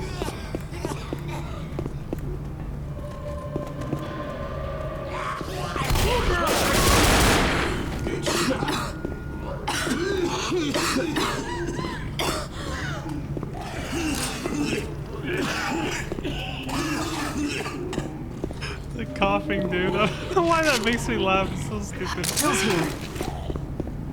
This is, the voice actors are good. I don't know. The way they make their characters cough. Oh. He just sat there. Easy mode. They react very slowly, you know.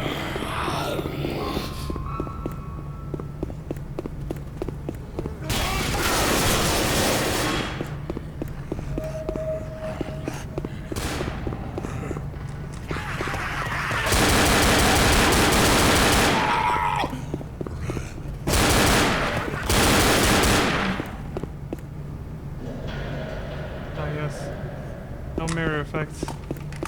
Mirrors are very hard to do in video games, even to this day. Like, they can do them now, but they take up... Like, I think the way that they make them, they make mirrors work in most modern games. Like, it's very resource heavy on your computer, or the game console, basically. So it's, like, almost never worth it. Causes the hardware requirements to go up. Alienates a lot of customers, obviously.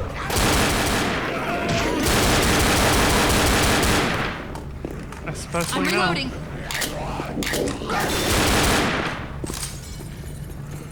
Reloading. Oh. See, now with the building of AI data centers making scarcity for computer parts go up almost like COVID times. Which had nothing to do with COVID, but what was it about? Like the Bitcoin craze that just coincided with it? People started farming Bitcoin and shit using graphics processing units, causing a scarcity. This is worse. Reloading. This is similar, but not temporary. I think Nvidia and a few other companies were saying they're gonna like permanently increase their prices. But we all know AI is not going anywhere. It's only going to become more mainstream. Very fast. They know that too.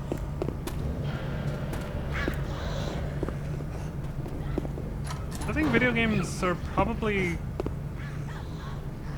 They're probably going to stall in terms of... Like, we're not going to see a lot of like graphical improvements or things like that for video games for a while, I think. Because the industry is going to know that there's going to be like a scarcity of this kind of hardware. I think most video game companies are not going to opt for cutting edge graphics for future games for a little while. They're probably just going to stagnate for a little bit, stay where they're at. My prediction, but I don't know.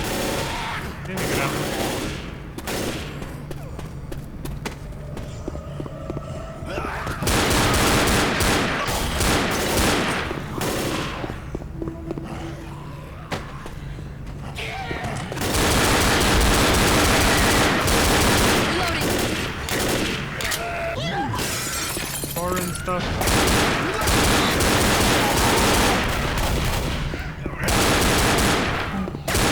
Reloading!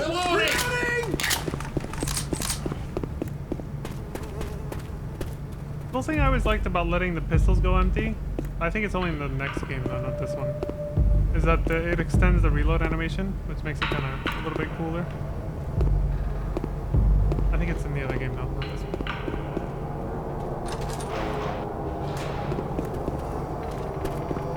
Follow the elevator on floor 30 and we're on floor 4. It's gonna take forever to get here. Ammo here! That's the point. Yeah, let me see.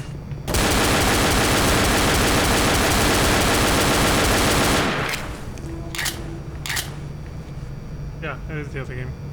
So they'll actually, the slide will stay back, and then they'll actually click the button to set it back to where it's supposed to be after reloading, if you let it go empty. You know, like a real life pistol would. Speaking from experience. I fired a few firearms. Alright, here we go. Incoming! I think this wall can break open. Yep.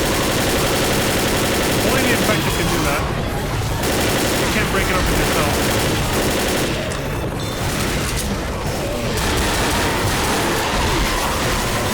Pipe bomb is a really good backup if this happens to you. Just keep them off you for a bit.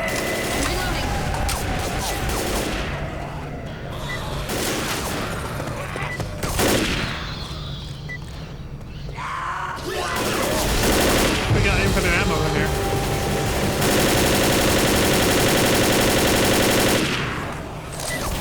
Almost here. Reloading!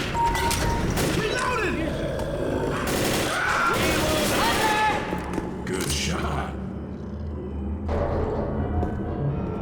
Well, that's not Get ominous on at the all. elevator! Elevator's here. Point of no return. There's random dialogue that can happen here. We've been immune so far, but, well, if I start to turn, promise you'll shoot me. What if just your beard starts to turn? Can I shoot that? Close your mouth, open your eyes, Francis. You'll aim better.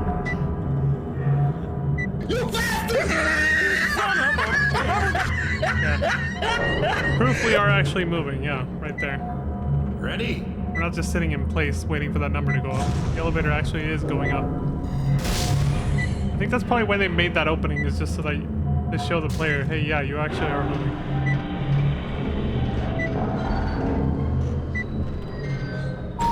We need to find roof access. The ceiling. God, we're almost done with this campaign.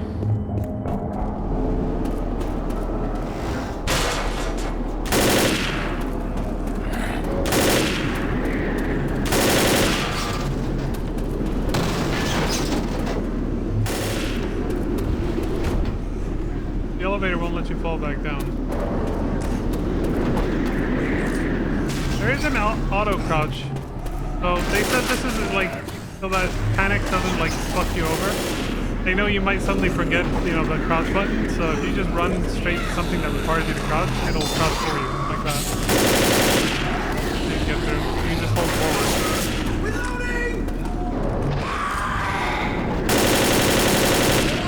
They said they realized it made for a more fun time for beginner players who might not know where all the buttons are instinctively yet. They've experienced that frustration as a gamer where because you forgot for a moment like a button, you got killed or something. Maybe you panic a little.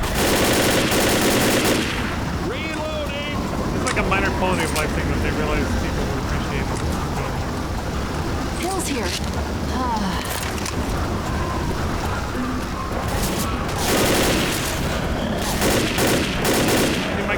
My camera's like jolting a little because I'm getting shot by my teammates, but I don't take any damage because they're AI. Also, on easy mode, you wouldn't take damage from your teammates anyway, even if they were human players. Don't have to.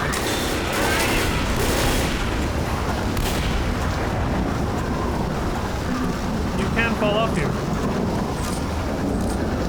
I think this game has that. chance it, but I think this game allows you to be rescued if you go off the edge. I guess I could always speed run back. Guys, Okay. I could use a hand.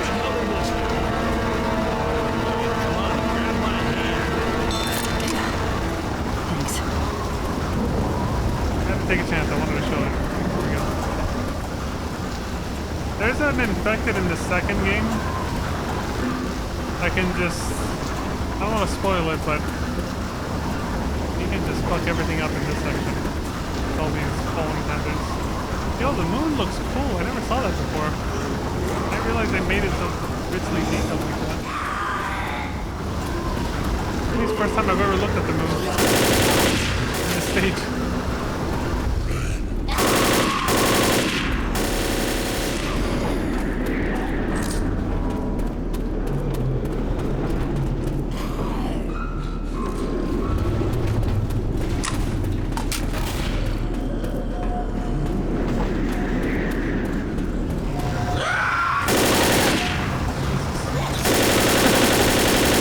I thought he was gonna get my ass right there. Reloading.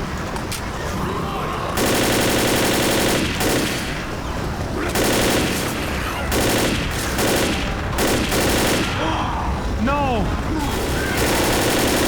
I'm staying right here. I don't care if he hits me. He's gonna kill somebody. Lewis, you are so goddamn lucky. Holy shit. If we had not killed him that split second, he was gonna punch Lewis right off into the fucking oblivion, dude. You get punched by one of these guys, he sends you flying. Which is pretty obvious why that would be deadly here. Like, that's insane. He was this close from just killing Lewis right on the spot. I've seen it happen. If we would have punched him right here, he would have gone flying way out there. Just dead. That's it. Rest in peace. That was insanely close.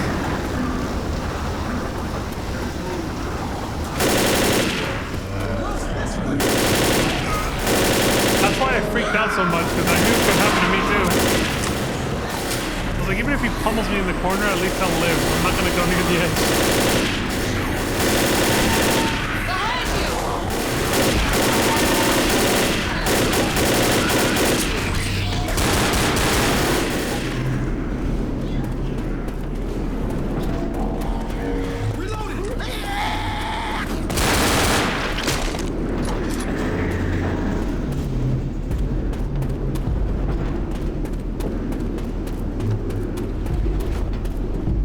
Part of the hospital was obviously there. Still on the construction.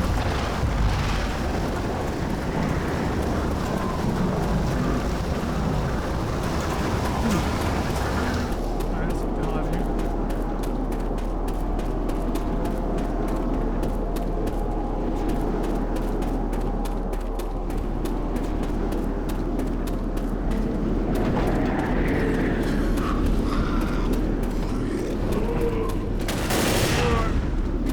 The bastard was hiding in the safe room.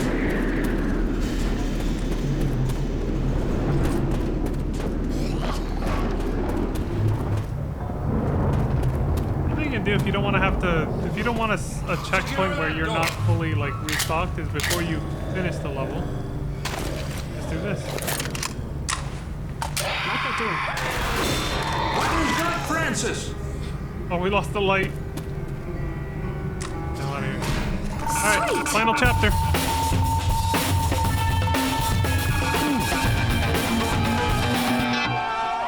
You son of a bitch. No Mercy, chapter 5, rooftop finale.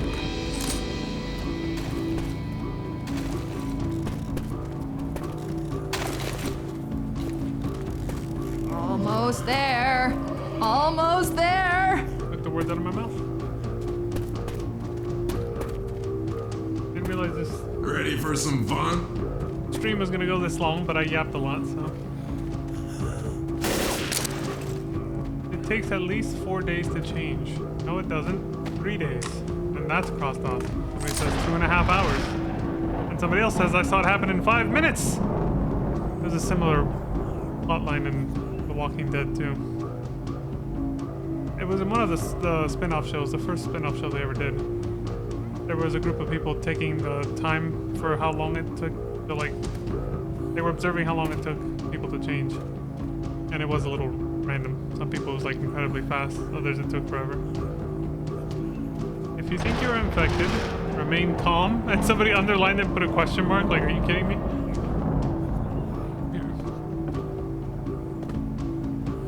If you think you're infected, quarantine yourself from the uninfected population immediately. Just made a little, I don't know what that is, a little double. And do not attempt to contact friends or family. And then somebody graffitied on, or pets. Oh. They're like, don't infect the little animals too. Stay away from your pets. Cute. Contact the contamination facility for immediate screening. What else is there? Move during the day. They only come out at night. It's all scratched off by somebody else probably. Probably by this person who says, that's vampires, moron. Just 2 exclamation marks. No zombie is safe from Chicago Ted. Got a badass over here. These writings remind me of like Reddit forum posts. And this is the days before Reddit. It's like the internet without the internet.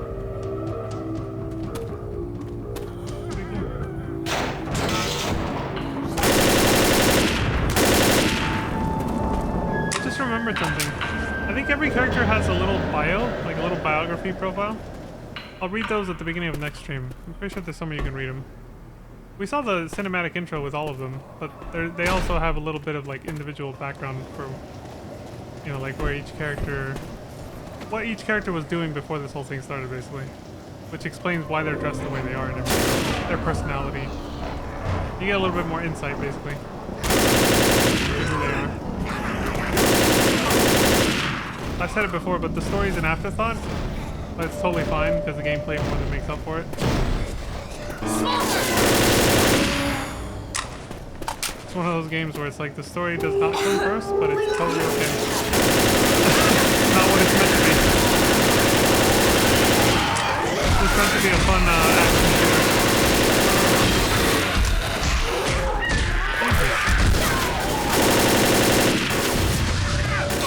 Fun survival horror action shooter, you know?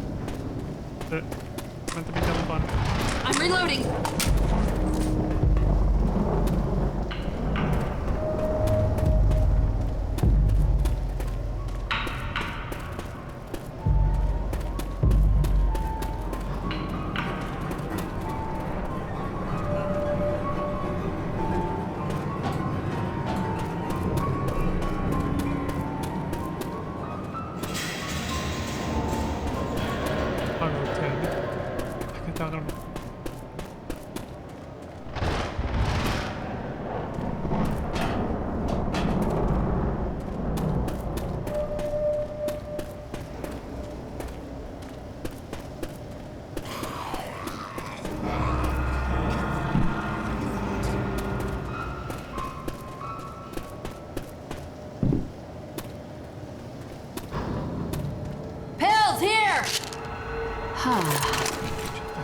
Like, we're having a very quiet, tense moment, trying to hear enemies in the distance, and then all of a sudden she just fucking yells, "Bells!" Startled me.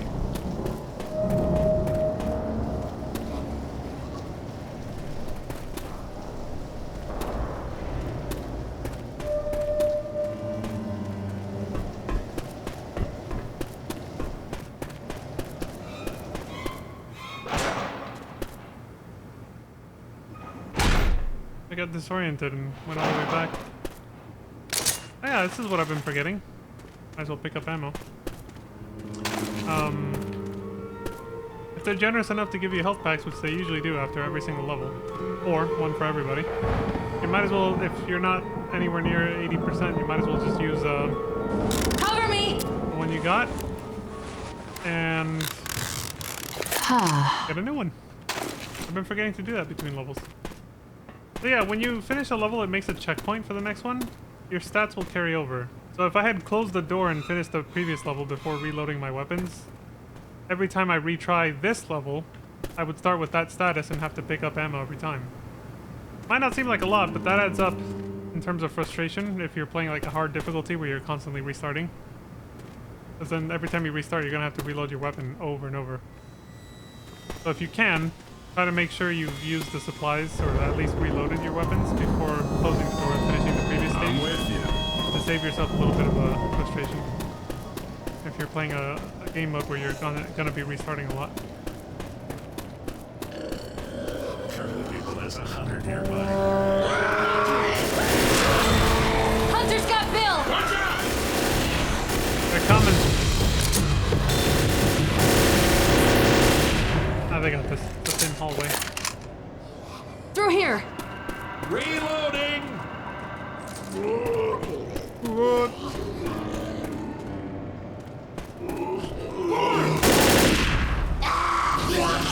No. The smoker can pull you off the ledge. You'll still grab on like when I did earlier, like when I purposely tried to run off the edge. Your character will grab on with the smoker tongue still attached to them and pulling them. So it's not like that cheap. I can't kill you that easily. But, you know, you can cause problems. Mercy Hospital. Use the radio if you are there. Oh, there's just some ugly motherfuckers. Pick up Mercy Hospital. Pick up. Look at that.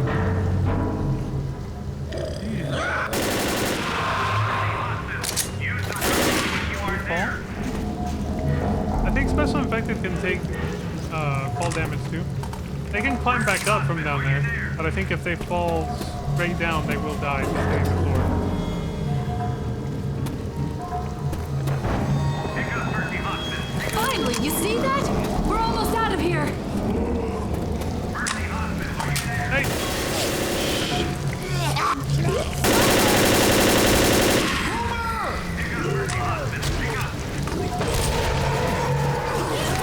Fuck to it.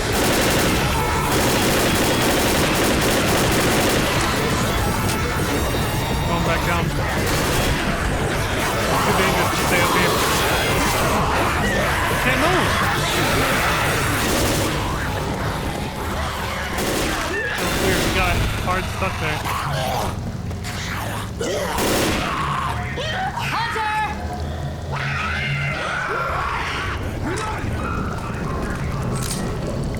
I'll explain why it's dangerous to stay on that spot for too long. If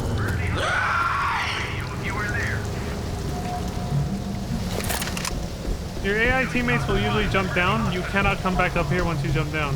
So then if you get pinned by There's the something up landing here, pad. you're just dead. No one will be able to save you. Doing cover fire to Mercy Hospital. And there's no way Mercy back. Hospital. Use the radio if you are there. Mercy So the last Hospital. Are you there? basic game mechanic, but an important one that I'm gonna describe is how finale works for campaigns. Mercy Hospital. Are you there? Let me just finish clearing this place out, and then I'll explain how this works. Cover fire to Mercy Hospital. There's a reason they give you a shit ton of supplies here. Mercy Hospital. Use the radio Ammo if you here. are there. Mercy Hospital. Respond if you are there. Mercy Hospital. Pick up the radio if you are there. Pick up Mercy Hospital. Pick up. Mercy Hospital. Are you there? You know, this is still impressive. Man, I always wanted to fire one of these things. What, the minigun? See, surprised they didn't say that when we saw the last one. Mercy Hospital. Respond if you are there. Ready. Mercy Hospital. Are you there? Oh, so I was saying that the skyline is still impressive to me. What they did with the, you know, the graphics of back in those days. They still made a city that actually looks like a city from this far up. It's nice. anyway, Respond if you are there. so I'll let the NPC explain and then I'll fill in the blanks. Mercy Hospital. Use the radio if you are there. Most finales will involve something like this. You made it. All you need to do is hold out until I get there. But first, you need to prepare. There should be a mounted gun and other supplies to help you hold out. No way I can land unless you are ready. Call me back once you're prepared. News Chopper 5 out. So, at that point, once he's done saying that, it says summon a rescue. You can just call him back right now, if you want, and then he'll start making his way here, but like he just implied, you're gonna get attacked. Just like when I opened that one door, the shutter door, and used the lift, but it's a lot more intense. Like, an almost infinite horde of enemies will come at you, and you have to hold out until the, in this case, the rescue chopper gets here. Different how you're rescued in every level, but every campaign ends like this. You have a big holdout shootout at the end like this, and then an escape vehicle shows up, and you get on and get the hell out. Now, I used to think, obviously when I was new to the game back in the day, that it was a time thing. It's actually not based on time.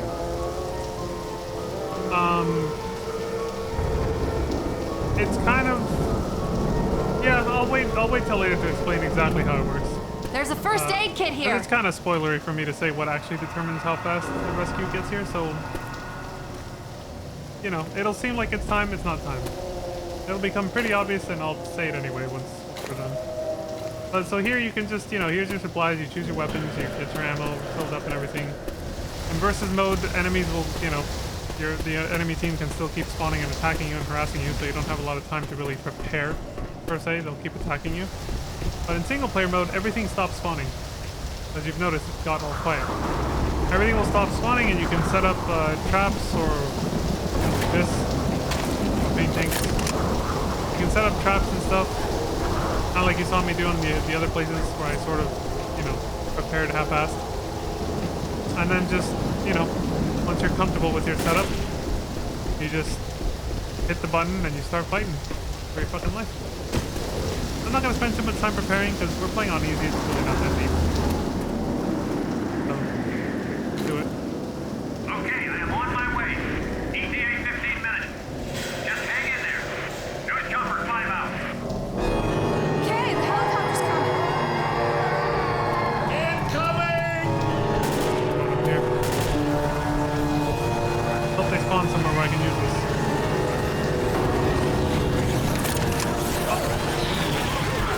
I think they're spawning from somewhere else. Wait.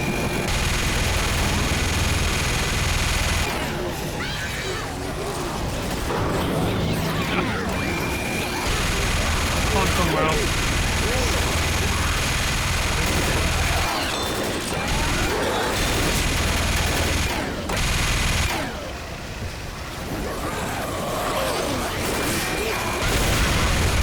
Oops, I didn't actually mean to shoot the propane tanks, but it actually kind of worked. Killed a bunch of them. Oh, that's something.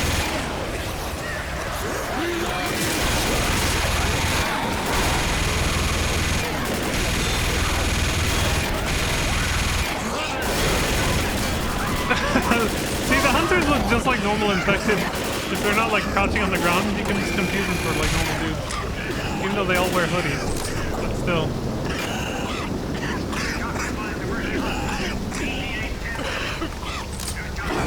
Okay, he originally said 15 minutes, now he's at 10 minutes.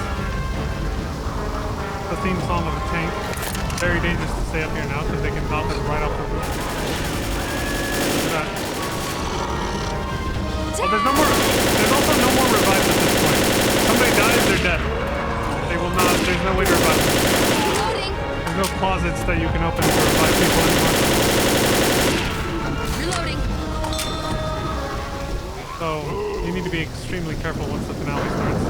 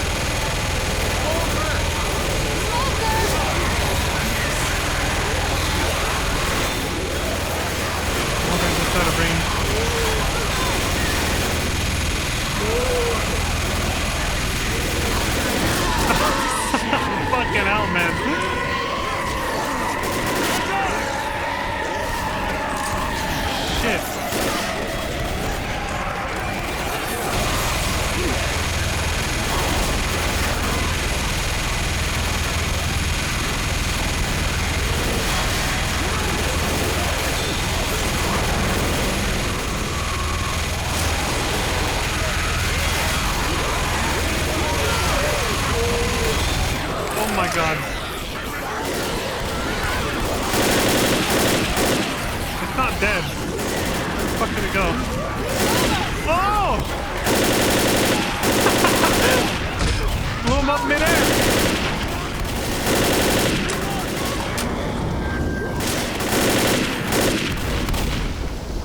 Reloading. I'm reloading. Looks like you're gonna be my final run. No shit, there's no one else here. Unless he's rescuing people from like other locations. Is it down here?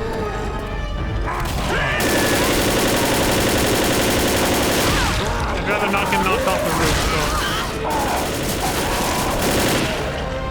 Alright, now we gotta get the hell out of here. God, hold up. Gotta heal. The helicopter's here. Reloading. Grabbing first Won't aid. really be time to use that, but.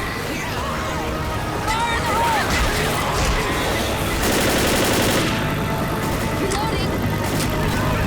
Get the hell out of here.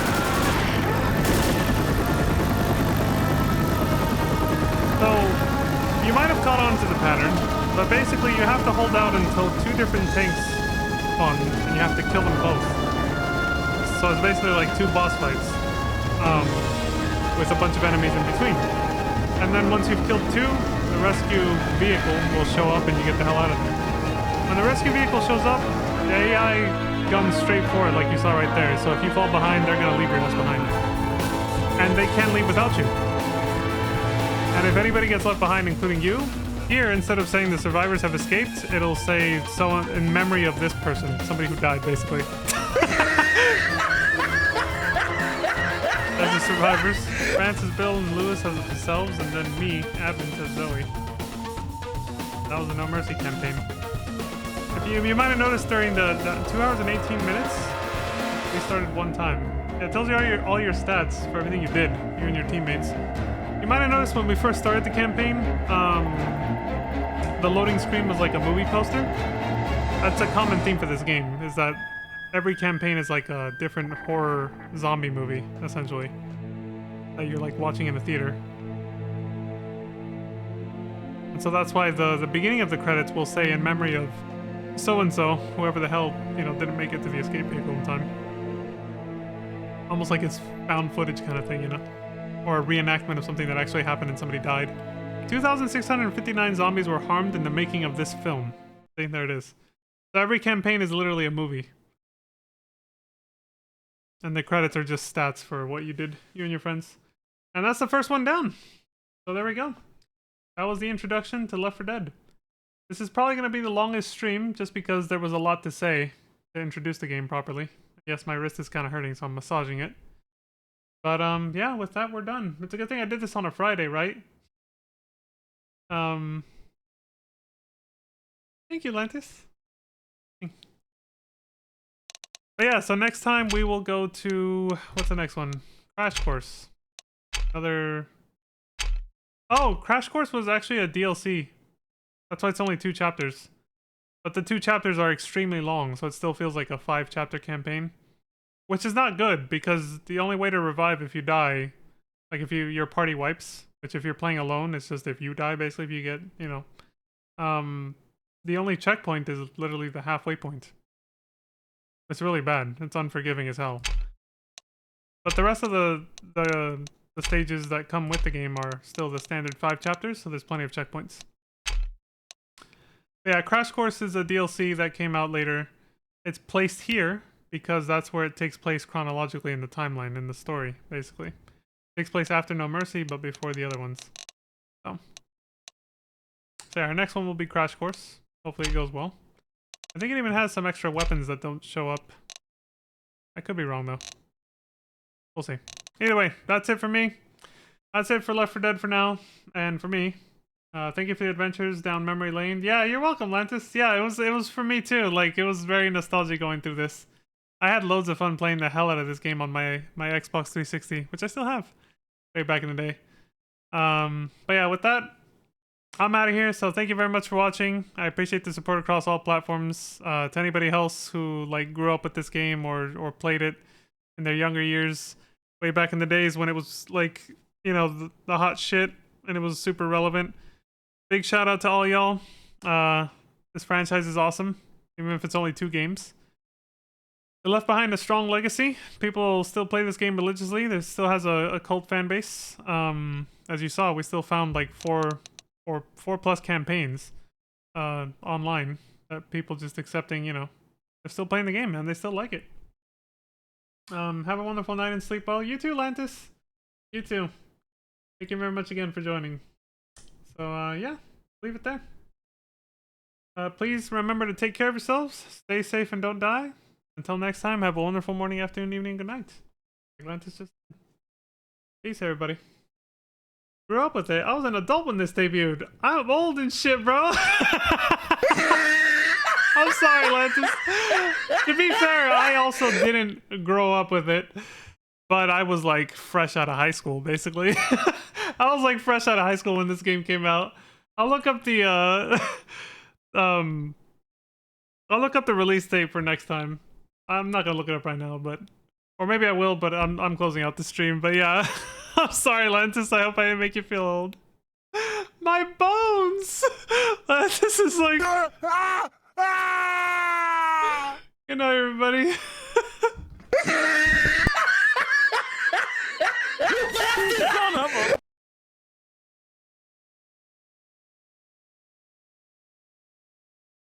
Oh god, we need a proper outro screen. I forgot about this. I said I was gonna do that too.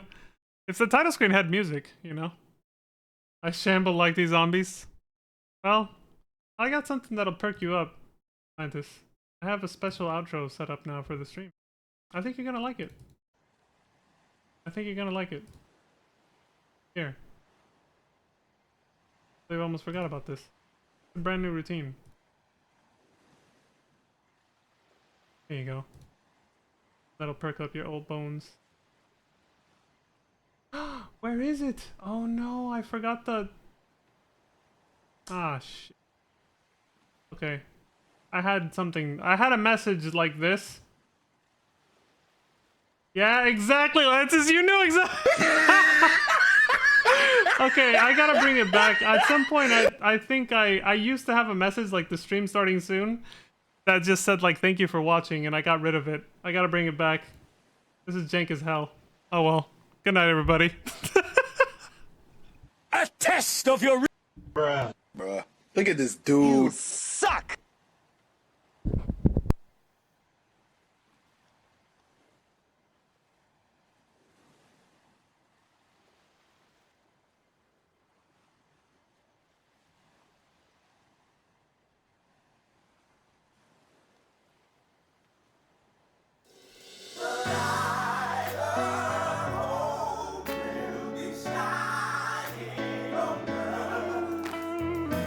I love you too, Lantis.